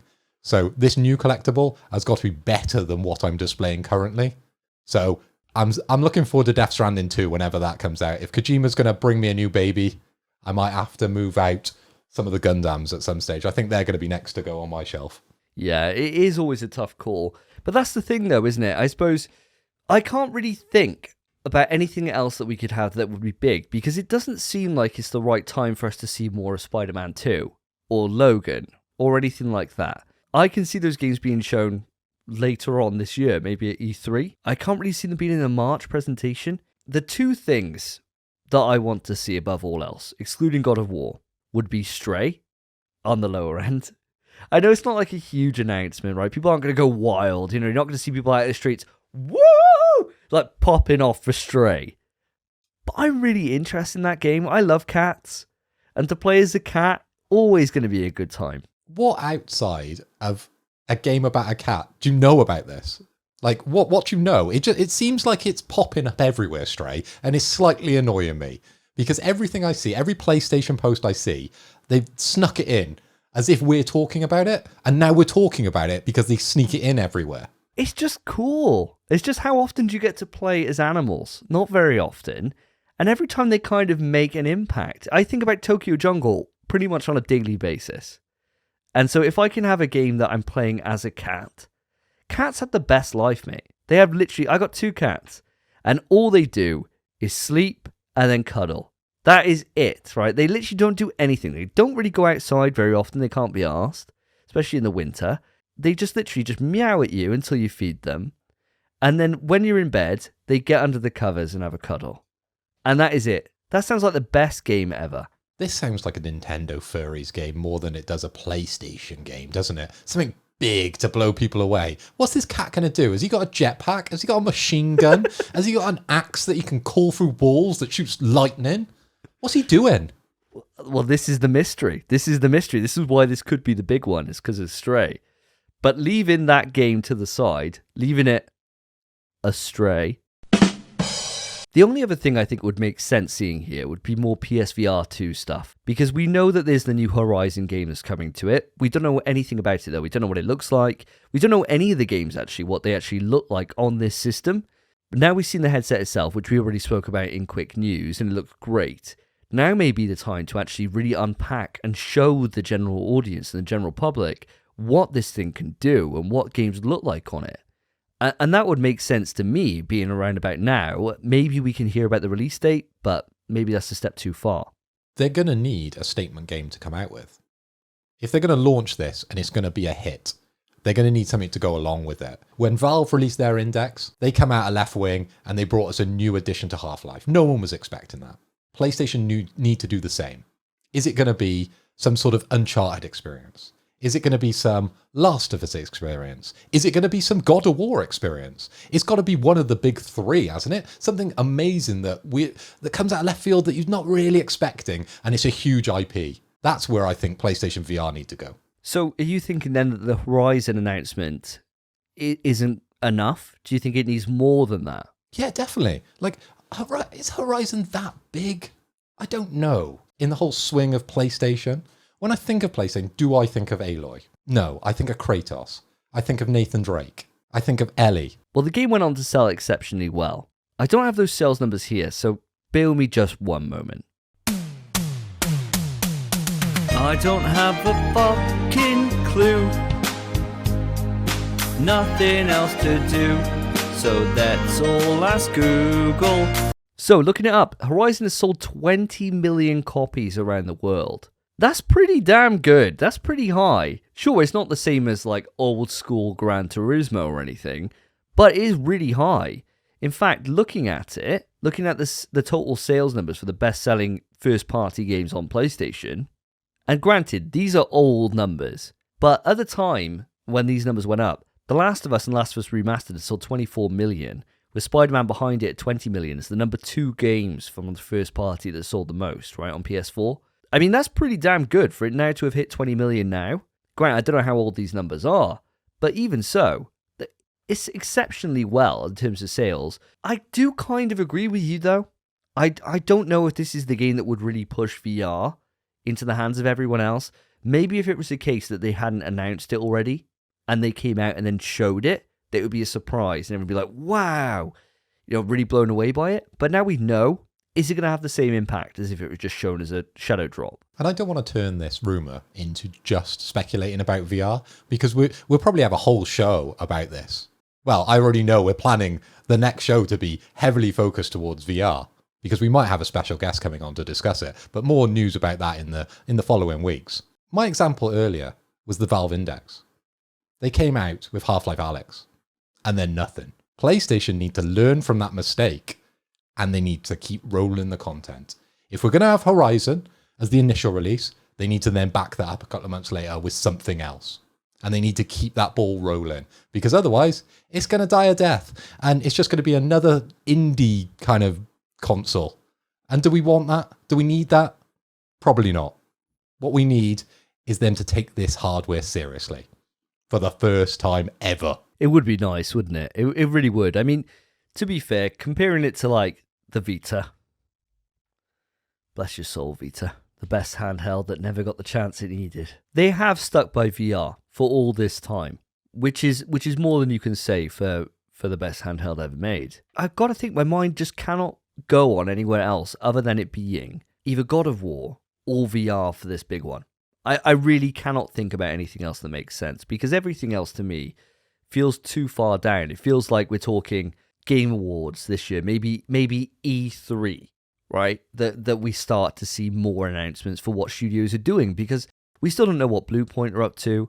We still don't know what any of these first-person shooter games that are being developed are. We have no idea. We probably won't know for the rest of the year. So it's the only thing that kind of makes sense to me. But I suppose we'll have to wait, because March is literally around the corner now. Quick question before we round this rumour off. Do we want it to be more along the lines of, as we discussed in a previous episode, the Gran Turismo style? Or are we going down the route of Ghostwire Tokyo with that less kind of structured, shall I say, presentation? Well, I think both of those approaches work for individual titles. If we're talking about a state of play where they're showing multiple things, I want it to actually be more like a Nintendo Direct, where it's a case of they just say, they have like a presenter, and they're like, right, that's on to the next thing. And then boom, and then they have that segment, and then from that, they then go off to the game studios and like, hi guys, we're pleased to announce our new game that we've been working on for the last 5 years. We've heard your rumors. I don't know which country this person that I'm impersonating is from. I have no idea. I don't think that's a real accent. Because we had one of those, didn't we? Where that lady was dressed up as Jill Valentine and she never turned around to show you the back of her jacket. She was cosplaying, wasn't she? It seemed like it anyway. But that definitely elevates the state of play more than just the faceless announcer, which we normally get. But let's see what happens now. As you said, it's only a couple of weeks away. We've had some new rumours circulating surrounding the costing of Project Spartacus. For those that don't remember, Spartacus is the relaunch of PlayStation Plus, including PlayStation Now. This has 3 tiers. So you've got the PS Plus Essential, which is $10 a month, and gets you monthly games as normal. You've got Extra at $13, and that gets what seems to be like a downloadable library of PS Now games. Then you've got the PS Plus Premium, which is $16 per month, and gets you cloud streaming, classic games, and game trials. Classic games will reportedly be the major part of the PlayStation Game Pass rivals, and the service could be revealed very soon, is claims. Davey, so what do you think of these costings? Do you think you'll be subscribing to Project Spartacus? I know you're a massive fan of PS Plus, but you haven't subscribed to PS Now. So maybe there's something in it for you. That's true. I was a PlayStation Now subscriber, and I just haven't really gone back to it. And the reason is really, I just haven't had time. There's been so many games for us to play over the last few months, especially, that I haven't really found myself in a period of time where I can really try something new. And I think that's where PlayStation Now really has kind of a niche there that it can fill. In terms of the costing and what I think about them, I don't think it's too outrageous. The big thing to keep in mind is that these costs are based on if you're renewing it on a monthly basis. Now, if it was a case that PlayStation Now was costing me $13 a month for PlayStation Plus and Now, that's actually cheaper than if I had to buy them as they currently stand right now because they stack. So it's the $9.99 for 1 month for each version. So it is actually a saving. However, there's no way in hell I'd pay £13 a month for PlayStation Plus and PlayStation Now. If it was 13 quid, there's no chance. I mean, Netflix is what? $7.99? It's gone up to like $9.99 now. And you get so much content on that. That's actually outrageous of a price. If it's a case, though, that they have a 12-month subscription method and it works out to be like $100, like £100 for a year, that's fine. You know, I'm cool with that. And that would be for the PS Plus Premium, that is. If it starts getting into being like $192, which it would be based on that £16, that's a big asking price. And I think that would scare me a little bit seeing that. So I'm kind of holding out hope that there is going to be some kind of annual deal on here. And if it's sub 100 quid, cool. I'm in for that. I don't think that's too outrageous. I think before we spoke about this, I think we said the sweet point would be about like 80 odd quid for the PlayStation Plus Premium. I think that would be a good little price, but I think I definitely will be subscribing. Of course, at the very least, I'll be a PS Plus Essential because it's exactly what I am now. Extra is what I've been in the past, and it's actually slightly cheaper, so it would make sense going to that. But the PlayStation Plus Premium just seems like a good idea, especially for us on this podcast. Getting the game trials would open up like loads of different content for us, especially as we don't often reach out to different publishers for free copies and stuff to kind of keep our independence. It's a good little way to at least get a taste of games that we can then report back to the general audience on. And of course, classic games. If I can play such titles as Metal Gear Solid and earn trophies, you're goddamn right I'll pay whatever it takes to get that. But what about you, mate? Well, Davey, you know me, and listeners to the show, and listeners to the show that have gone back to the early episodes will know I'm not a big fan of PS Plus. I'm not a big fan of subscription methods and subscription services, just purely because my time allowance doesn't really give me enough space to play the games that I'm buying physically and to buy the games that come as part of the PS Plus bundle, let alone the PS Now bundle. I would just not have time. I'm 36. I've got a job. I've kind of got a life outside gaming, unfortunately, guys. I'm sorry to say that. As much as I love doing this, and you are my life, I like doing other things. I like getting out. I like going to the pub. I like going to the pub. Let's put it that way, right? I like that you've clarified that. I was thinking, what else do you do? I can only think of the pub and football. I like going to the pub. Let's leave it as that. So yeah, for me, I'd find it hard to have these subscription methods and keep up with it and really get the value out of them. But there is that slight little bit of interest with the points that you've brought up. With the game trials, that would be quite cool to be playing games a little earlier than people. But I'm not sure that cost is going to be at the right level for me. If I can dip in, if there's something that interests me, sure, I might just do it at 1 month. But I ain't going to be the guy that's doing this month after month after month unless, and this is what Disney Plus did when they first started this new subscription method, is they came at a heavily discounted rate for their first year. So if PlayStation are going to do something like that to try and entice us onto Project Spartacus, I might go in for the first year just to see what it's like, dip my toe for the first year. But then after, if it ramps up to that original price or the prices we're talking about, yeah, it might be on a month-by-month basis, unfortunately. I think that's a really good point, though, to be fair. I think they do need to do something so that optically this comes across really, really well. Because you don't want to come out with this with a massive ass price point and people just leave it at the door and they don't give it the chance. Sure, we talk quite a lot about Xbox Game Pass on the show, especially when we get Lewis on. And he's always saying about how good it is and how much value it is, even though he's playing his fucking shit games every single month on there that no one's ever heard of, right? And that's all he's got to do. The good thing about Game Pass is that they do this like 3 months for like 99p or whatever. They just like kind of chucking it at people. Now, I don't think Sony will follow that level, but I think you're right. If they can offer some way to be able to really kind of offset the price and get you in, and after it's got its hooks into you by like a year, you might then think, do you know what? I've really got my money's worth out of this.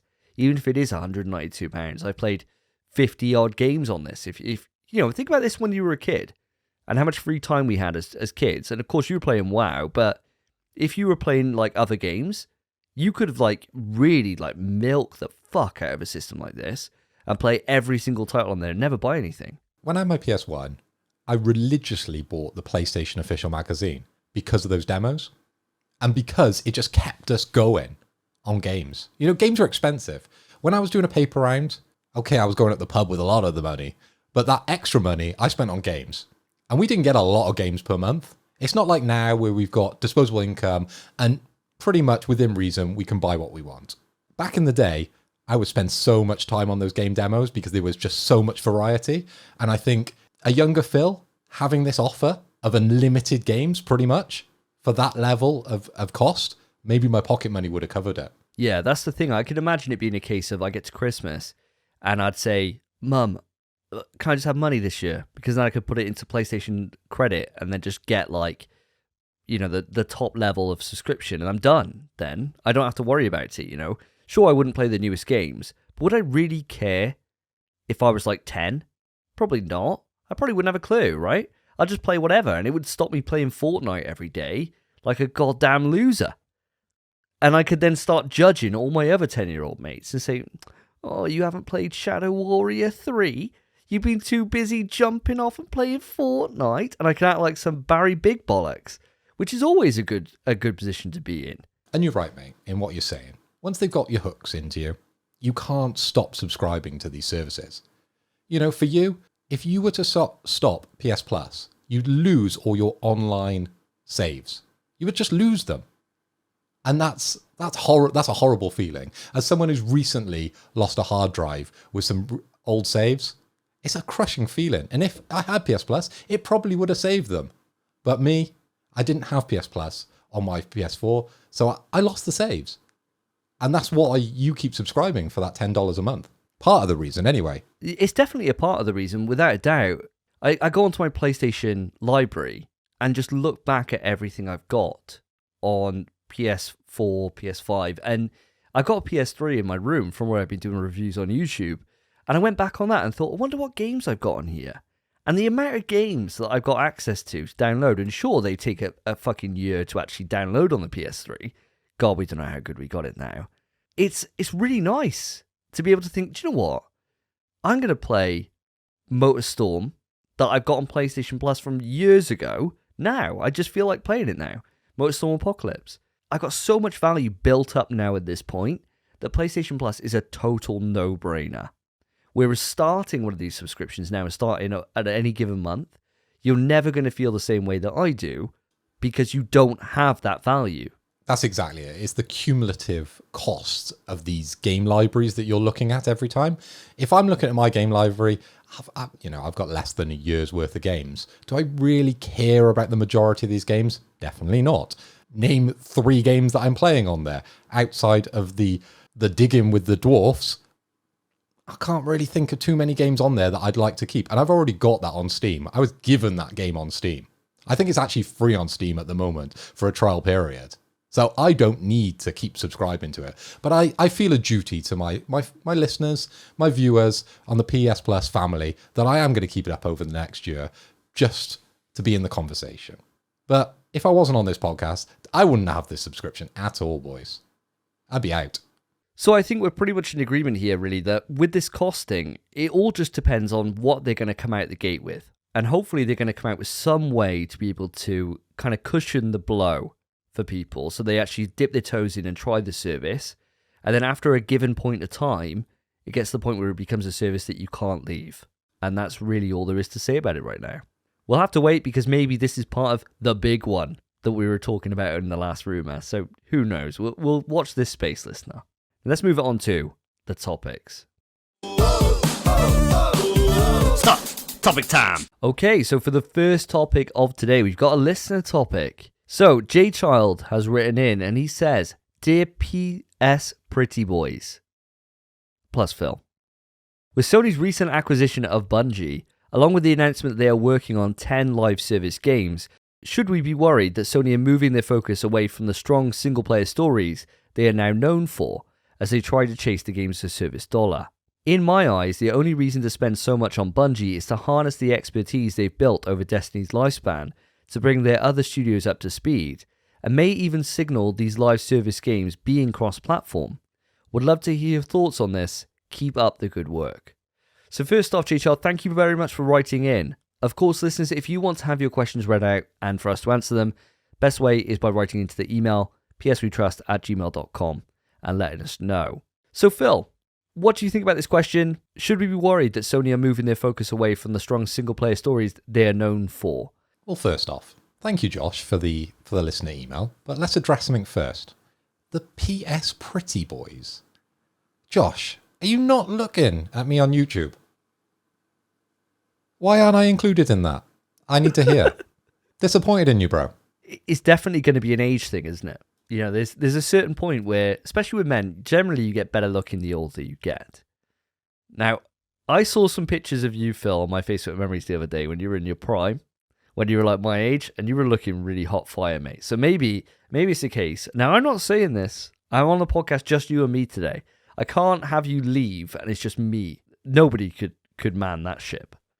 So I'm going to say that, I'm not going to say that you've gotten worse, but you look great in your prime. Mate, I'm like a fine wine. I ain't circulating my emo photos. I saw some of those the other day. I was sorting out my hard drive, and Jesus Christ. You know, when you have those haircuts, you think, yeah, I look really, really cool, don't you? But trust me, when you get a bit older and you look back at those photos, you kind of wish you'd never had those haircuts. You really do. It's like with dodgy tashes, though, isn't it, as well? It's like, I know that Spencer's going to look back in about 10 years' time and it'll be like, why did I do that advert with that dodgy mustache? Or come on this podcast with it. Yeah, there's certain things that just do not help your position at all. I mean, I look like a bit of a mess right now. You know, I need a haircut, but I've been looking after the kid all day. So, I'll take my slightly messy look and still class myself as one of the PS Pretty Boys. But let's bring it back to the question. What do you think then, Phil? I kind of don't feel like they are. Really? I don't really feel like Sony are moving away from what they're known for. Because we are getting God of War. They are putting a lot of hype around God of War. This isn't going to be a service game. This is going to stick along what we know Sony for. This is going to be a single player experience, which tells us a beautiful story about Kratos and his son. This is what we're all wanting and all expecting. And I don't feel like the acquisition of Bungie changes the playing field at all. I feel like it just broadens what Sony could possibly do, but I don't think it switches the focus. I completely resonate those thoughts. I think that's perfectly said. Because, you think about what we already know. Now, granted, we don't know a huge suite from Sony's games at the moment. We know Gran Turismo, God of War, and we know that Spider-Man 2 and Logan are in development. And that's pretty much about all we know right now. We don't know what Sucker Punch are doing. We don't know what Bluepoint are doing. We don't know what the majority of the studios are actually doing. But if there's one thing to be said, is that all those games are not games as a service model. And I think what you said there is really important, is that it's adding that breadth to the library. Because all you have to do at the moment is go on Twitter, and the first insult you see about Sony's games is that they're all third-person action-adventure games. And there actually isn't much you can say about that. Because, yeah, they kind of are. The difference is that they're all slightly different genres, and they're all very different settings. So none of the games actually feel alike, but that is true. They are pretty much all the same kind of mold as a base starting point. So I think in what you've said, Josh, and in your eyes, the only reason to spend so much on Bungie is to harness the expertise they built. I completely agree with that.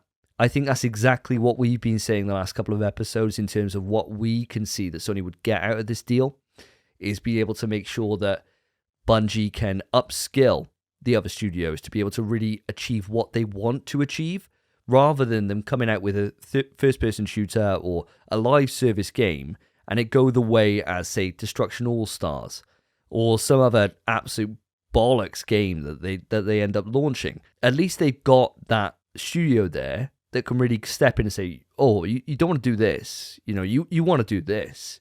And just help shepherd them in the right direction to make sure that whatever that new project is as successful as it could possibly be. But like I've said, I totally agree with Phil on this. I don't think there's anything to worry about at all. I think that this is only going to do good things. We only have to wait now to hear what these studios are up to and the vision that they have, and then I may end up walking back on this. But we'll have to wait and see. There's one other thing actually I want to add on this before we close this down. And J. Charles says in his question here that it may signal that these live service games being cross-platform. Would you want to see any brand new first-party games on launch being cross-platform?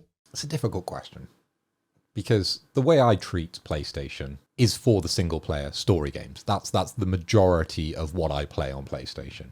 If I'm playing competitive, I've got a PC, and that's where I spend my time on League, playing competitive games.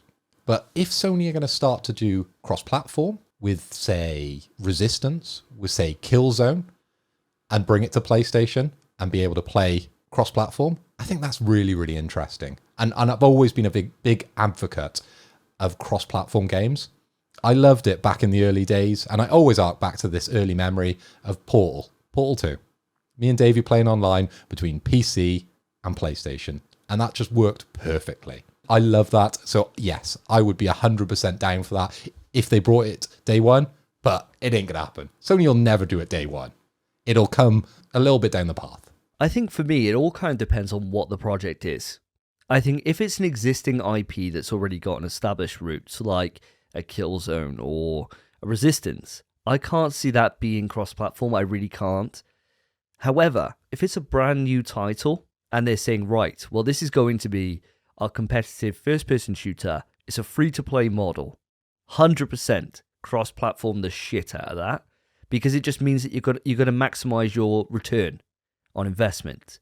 You're going to get more people playing it, all in different settings, all trying it for free because it's a new flagship thing from Sony. It's going to look amazing, it's going to play amazing, whatever the case is. And they can get it out wide net and just get as much money on that free-to-play as they possibly can. Although, in caveat to my own point, I don't think they want to play in that space because that space is so crowded. I've already said this before, but when you got players in there like Call of Duty Warzone, you've got Apex Legends and Fortnite. Why in God's name would you put your money into that? Because unless you come out with something that truly blows the doors off, you ain't going to make a dent. So it's a very risky model. I think if they are going down that route, then it makes the most sense to do it as cross-platform. But apart from that, if it's an existing IP, ain't going to happen. Okay, Davey, we've made it to the end of the show without Spencer. It's been a little bit more difficult, but I miss him. I really do. Whenever the camera's not been on me, I've just been crying on mute to myself. There's been just tears rolling down my eyes. My wife's come in a couple of times. What's wrong? What's wrong? And I'd be like, Spencer, he's not very well. And then I've been furiously checking my PlayStation app to see if he's on Elden Ring or not. And he's not so far. So we're okay. He actually is probably just dead. So pull one out for Spencer, everyone. And if you want to be involved in the next episode, if you want to be a potential host, if Spencer is actually dead, then make sure to write into the email or reach out to us on Twitter. And of course, those will be in the description. So as I said, we've made it through the show. This is our final topic, and I want to bring it round to the Capcom countdown. Okay, guys, I know a lot of you were speculating on what this possibly could be, because Capcom doesn't do it very often. I in my history with Capcom, I've been a big supporter and lover of this studio. I've never seen this happen before for an announcement. They had a big clock that was counting down. And people were speculating about possibly it could be the game that couldn't be mentioned. A new Dino Crisis. Maybe Outbreak or Outrage. Could it be Marvel vs. Capcom 2? The re-release? The remake? Well, now we know what it is. It was Street Fighter motherfucking 6. Hell yeah. Hell yeah. And a Capcom Fighting Collection. Okay, so this was revealed at the Capcom Pro Tour 2001 in the season finale. It was an epic moment. I want to break these two games down with you, Davey. So let's start off with the Capcom Fighting Collection. Leave Street Fighter to the end. Leave the best to last. How did you feel about the Capcom Fighting Collection? And maybe you can fill us in on a couple of details, what was included within that collection. Sure. So yeah, I'll start off just saying what's actually in there. So the Capcom Fighting Collection unites all 5 Darkstalker games for the first time outside of Japan. So that includes Darkstalkers, The Night Warriors, Darkstalkers Revenge, Vampire Savior, The Lord of Vampire, and previously Japan-only titles Vampire Hunter 2, Darkstalkers Revenge, and Vampire Savior 2, which is The Lord of Vampire. The anthology also features the first release of Red Earth outside arcades and is joined by fan favourites Hyper Street Fighter 2, the Anniversary Edition, Super Puzzle Fighter 2 Turbo, Super Gem Fighter Minimix, and Cyberbots, Full Metal Madness. So, there's a lot of games in there that I actually haven't heard of at all. And I've been a long time Capcom fighting game player. I've been playing Street Fighter actually only since Street Fighter 4, but then I've gone back to earlier titles. But other Capcom fighting games I've been playing for a long time, especially when it comes to like the Marvel games, like Marvel Superheroes, X-Men Children of the Atom, MVC1, like things like that. I've been playing for like forever. And I've heard of Darkstalkers. I've got, when we were talking about our PlayStation 3 games, actually, on PlayStation Plus, I got Darkstalkers when they released that on PlayStation 3. I got that already.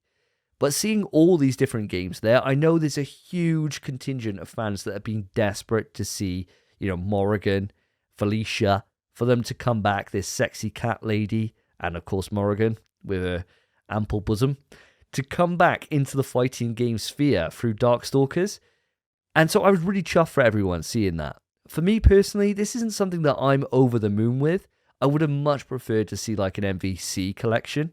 But I'm really happy for those people that wanted this because it's finally there. And don't get me wrong on this. Even though it's not for me, if you have any passing interest in seeing Capcom really double down on their fighting games, because fighting games do seem to be going through a new resurgence at the moment.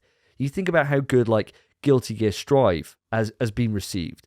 KOF's just come out now, King of Fighters, the new one. We're in this new era that we haven't seen since the late 2000s, since like 2006, 2007, when we were in Street Fighter. And Street Fighter came out, then Mortal Kombat came back, and all these different fighting games just came up out of the blue. We're in that again now, like 10 years later or 15 years later. It's happening.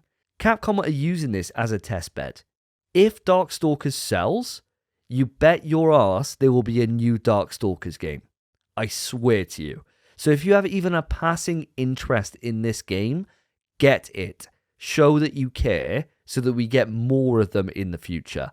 And so I will be buying this collection. I will be showing my support, especially as, and I'm sure we'll get into this later, it includes rollback netcode. They're putting in a better netcode than Street Fighter V had at launch into this. That is phenomenal news. So I am going to be diving into this, even though I really don't care too much about it personally.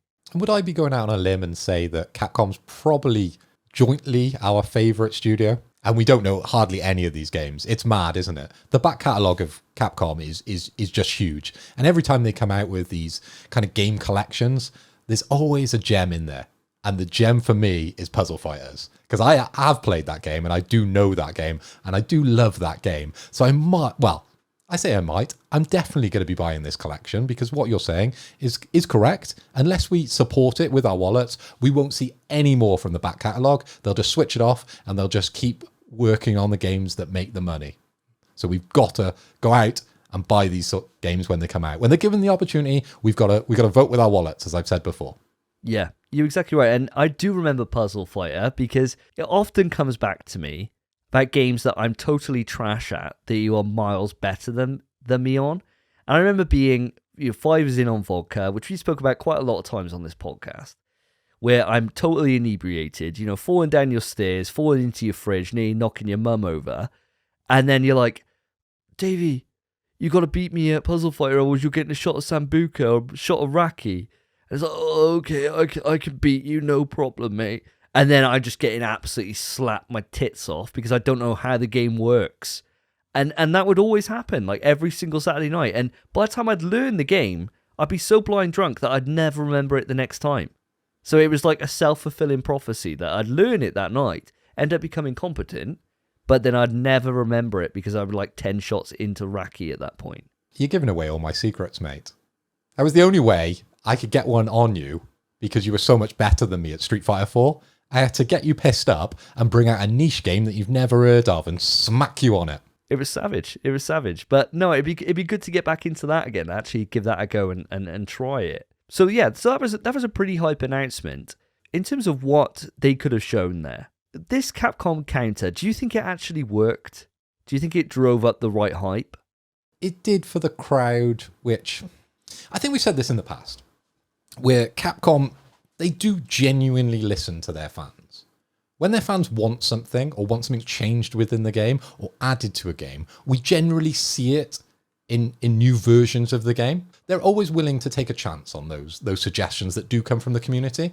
And I think this game is very much driven by the community because people were going crazy about this at the Capcom Pro Tour.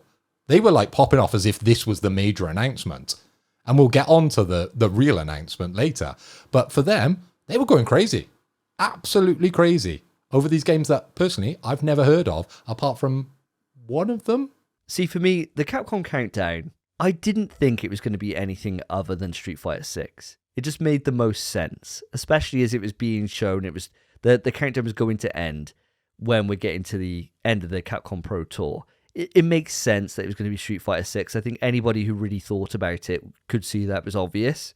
All I could see on Twitter, though, and granted, I do have a very echo chamber kind of Twitter at the moment, where it is very much horror games, especially because I'm doing that on YouTube at the moment. All I saw was a lot of people disappointed that it wasn't, Village DLC, or it wasn't the game that can't be mentioned 4 remake, There was quite a lot of that, and a lot of people saying, oh, this is bullshit, and then sharing the Street Fighter 6 news and saying, oh, this is crap, like, I didn't want this, I wanted to know what's happening with Rebecca Chambers in Outrage, all this different stuff.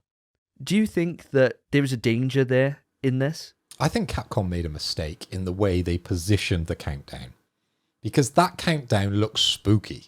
It looked like it was basically trying to imitate something from the game that cannot be mentioned. It had that horror vibe to it, the color scheme. If I think about Street Fighter and I think about fighting games, they're full of color. Why was it a black and white spooky ass countdown? if it wasn't going to be spooky characters. And I understand that, like, Darkstalkers, they've got some spooky characters in there, but that link there didn't really work for me. It should have been full of colour, and it should have been going along with the Capcom Pro Tour kind of like vibe. It shouldn't have gone down the spooky horror route for me. And I think that's why lots of people had high expectations, because people always do about Capcom, because it's a love studio, and they were let down because we didn't get the game that cannot be mentioned 4, or, as you said, Village DLC. Or, as a lot of people were going on about, bloody Devil May Cry. I had so many people on my Twitter going about Devil May Cry. I was so shocked about that. I wouldn't have thought that in a million years. No, and that's the problem though, isn't it? Is that, and we're always guilty of this, mind. Whenever we get a PlayStation State of Play, we're always saying, oh, this is the one. We're going to see Resistance. We're going to see Killzone. We're going to see Metal Gear Solid Remake. And then we get it, and we'll be lucky if we even see Stray on this next one. And that would be it. And sure, I'd be happy about that. But even so, right?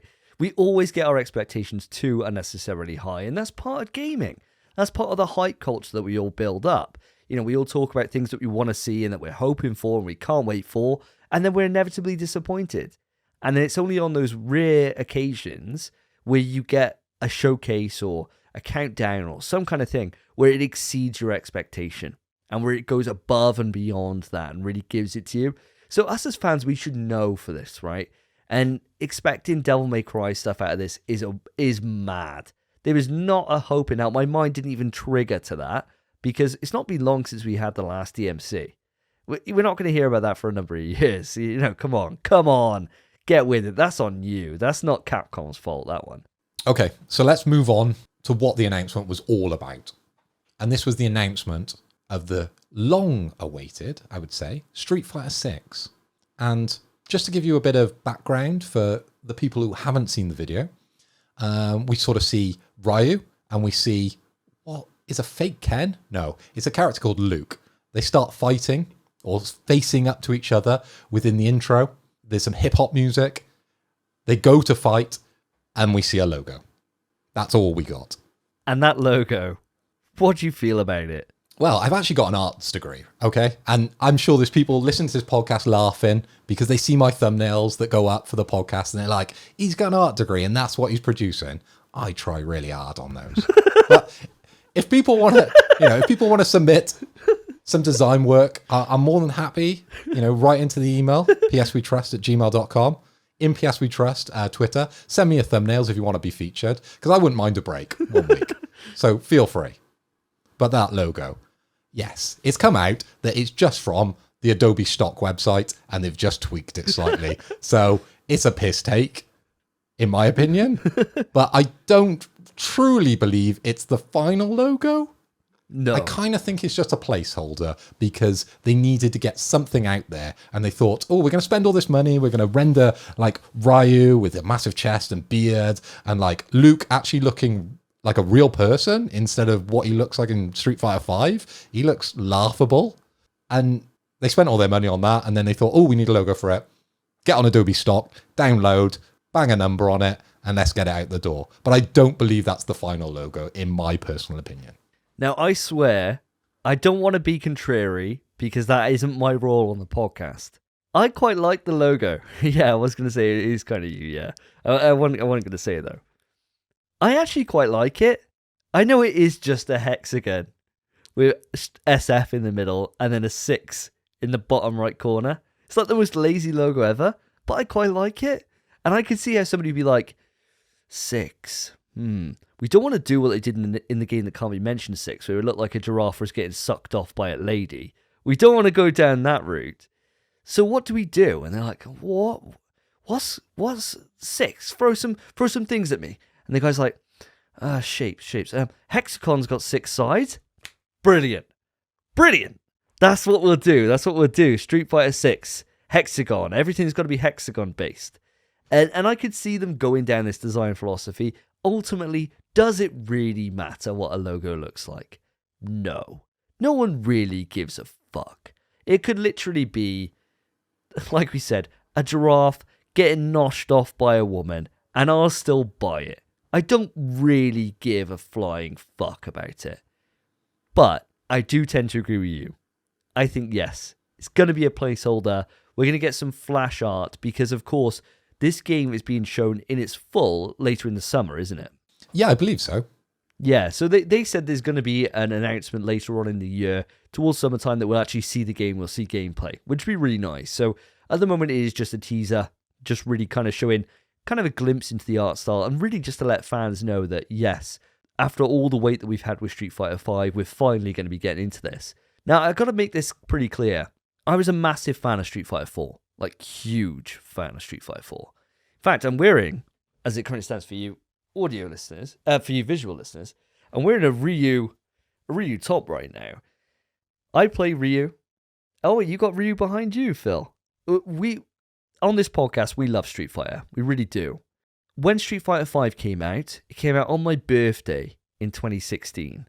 And I bought it, and I bought a Mad Catz Tournament Edition stick, and I was ready. And I was thinking, right, well, this is it now. This is the game that I play that's going to overtake Smash, is going to overtake everything for me. This is going to be it. This is going to be my main driver focus that I play alongside every other game that comes out. Because I always find there's one game that I kind of stick with that I just kind of play in between stuff, and I'll play kind of serious that I can dive in and out of alongside my main single player games. And unfortunately, Street Fighter V lasted about 3 weeks with me. It just did not hit. It wasn't what I wanted it to be. It was really basic. It didn't really have any flair. It didn't seem like there was anything there that really dragged me in from Street Fighter 4. You know, I don't think it was the fact that it didn't have any like one frame links, or it didn't have any of the really kind of cool little skill things that Street Fighter 4 had. I think it was just that it just wasn't fun to play. And the crush counter system just really didn't work for me in terms of getting me into that game and keeping me there. Phil, what did you think about Street Fighter V when it first came out? And I suppose based on that as well, what are you kind of hoping for when we get into Street Fighter 6? Well, with Street Fighter V, I think Street Fighter V really just ended my fighting game career. I say career in a loose sense. We used to attend tournaments with Street Fighter 4, and we used to really enjoy that community. And we were part of it. We were quite active around the South Wales, kind of Bristol area. And, you know, we made a lot of good friends through that sort of community. It was a really, really enjoyable game to play. We played it a lot. But as soon as Street Fighter 5 came along, it just dropped off a cliff for me.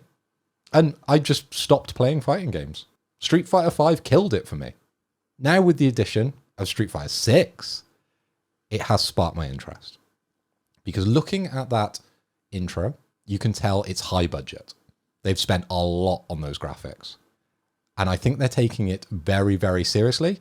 And it's going to be different from what Street Fighter 5 is and what Street Fighter 4 is. Because for me, Street Fighter 5 is kind of Street Fighter 4.5.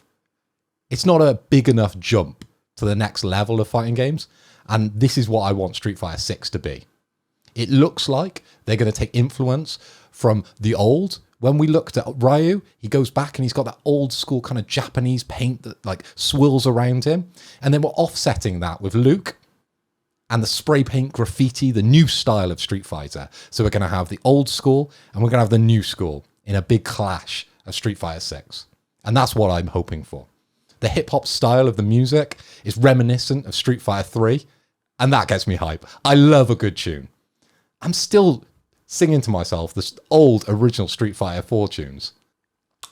I can feel it coming over me. I feel it all around me.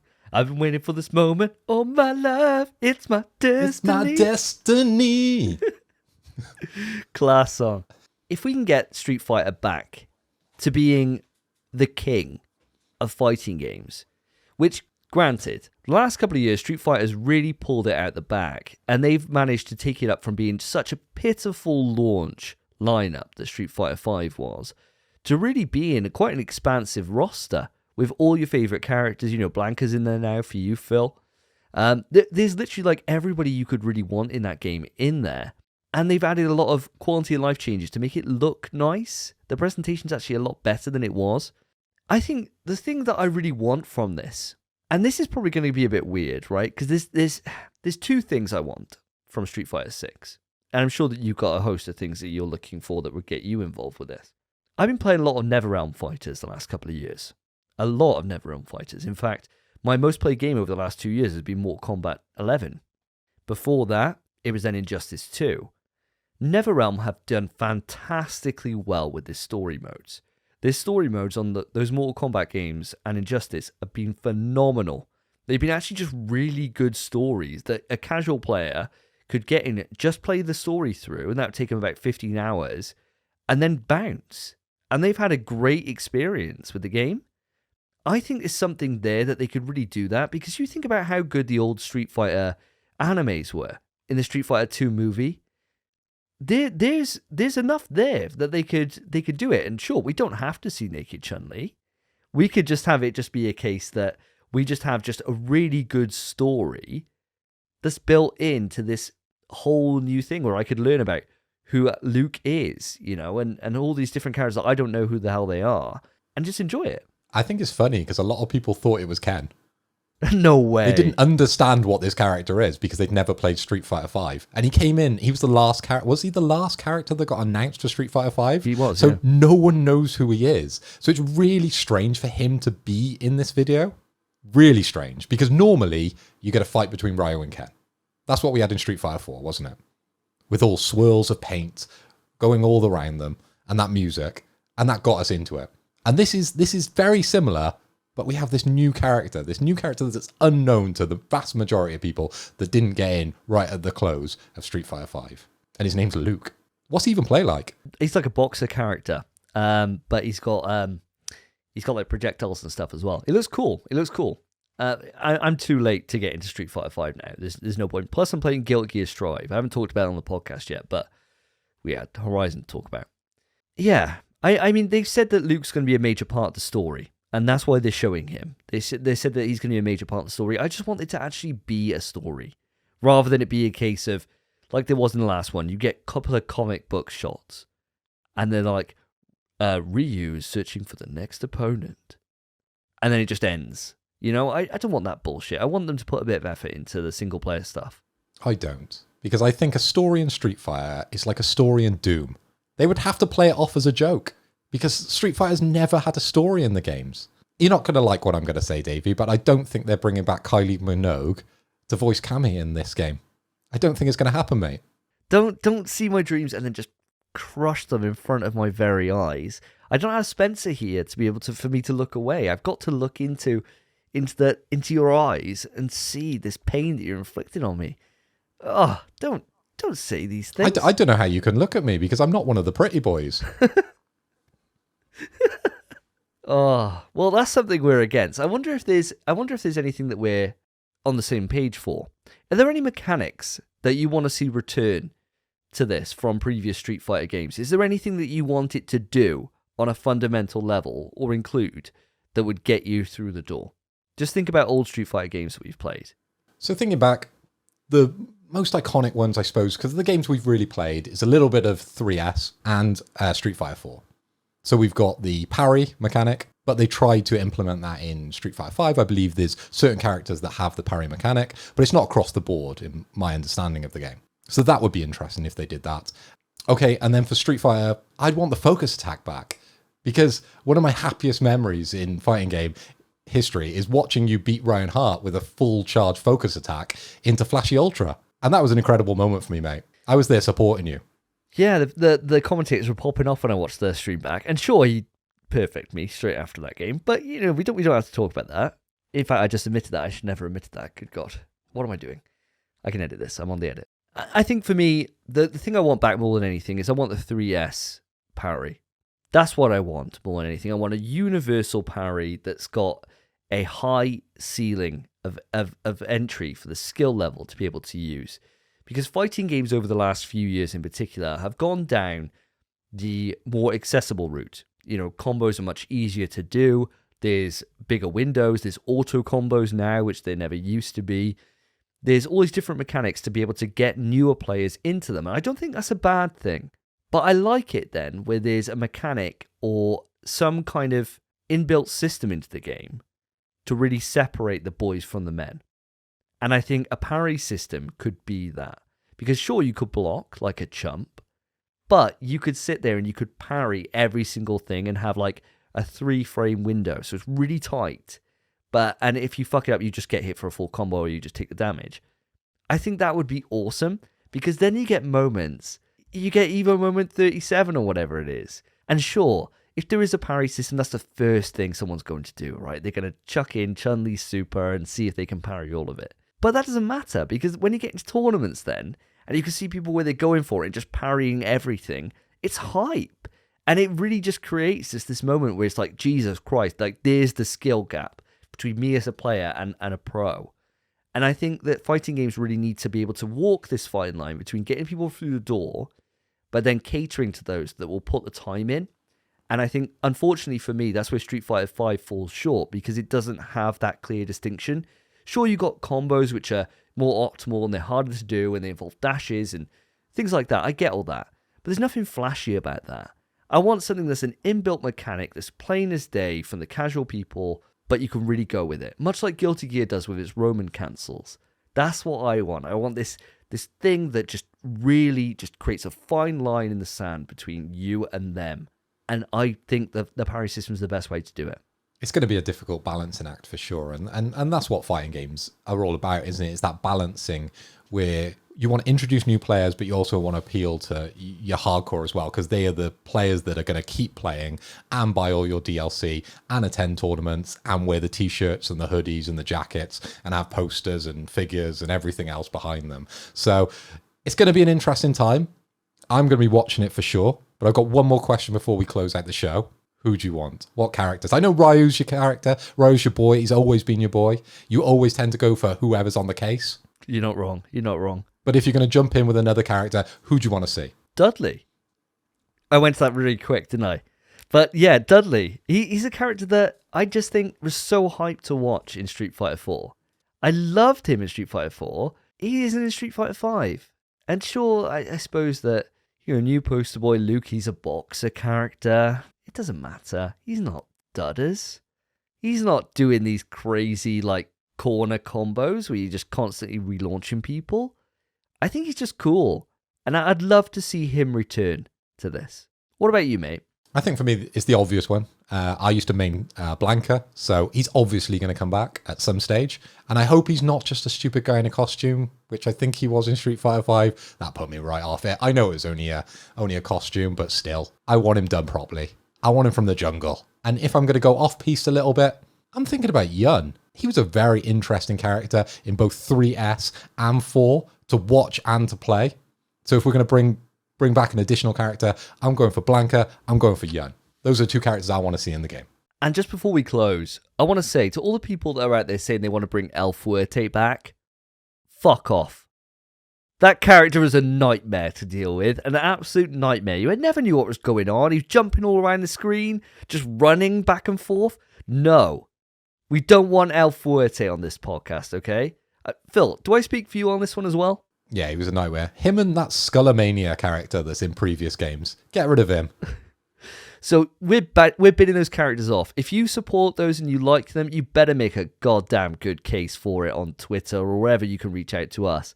Because, God, I do not want them and I'll be pissed off if they're in this game.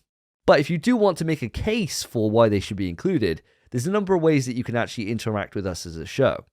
The first way would be to write into the email, pswetrust@gmail.com. Of course, you can message us on Twitter. That is at PSWeTrust. Or you can reach out to us on our individual Twitters. They'll all be in the description below. We have a Reddit page. So the Reddit page is popping off lately. We're getting new people join us and we're having active conversations on there all the time. We'd love to hear from you on there. That will be in the description of the show. And I'm on TikTok. Oh, I forgot about this. I forgot. So, follow me, like me, whatever you do on TikTok. Let's do it on TikTok. But yes, there's loads of ways to reach out to us.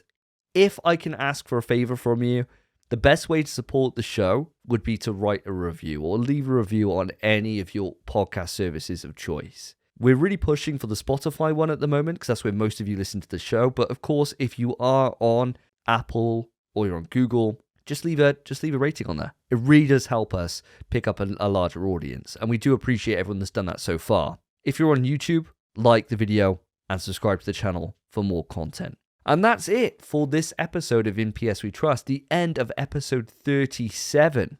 Spencer will be back next episode unless he's dead. And of course, me and Phil will be returning as normal next episode as well in a fortnight. So we'll look forward to seeing you then for episode 38 of In PS We Trust, a PlayStation podcast. Now, I've been Davey. And I've been Phil. Take care, guys. Peace. In PS We Trust is hosted by Davey, Phil, and Spencer. You can write into the show via our email, pswetrust@gmail.com. Our Twitter is @InPSWeTrust. To find each of us online, follow our Twitters, @SSJDavey, @PhilipHoy, @SpenPie_. Thank you for listening. Take care of yourselves, take care of each other. See ya.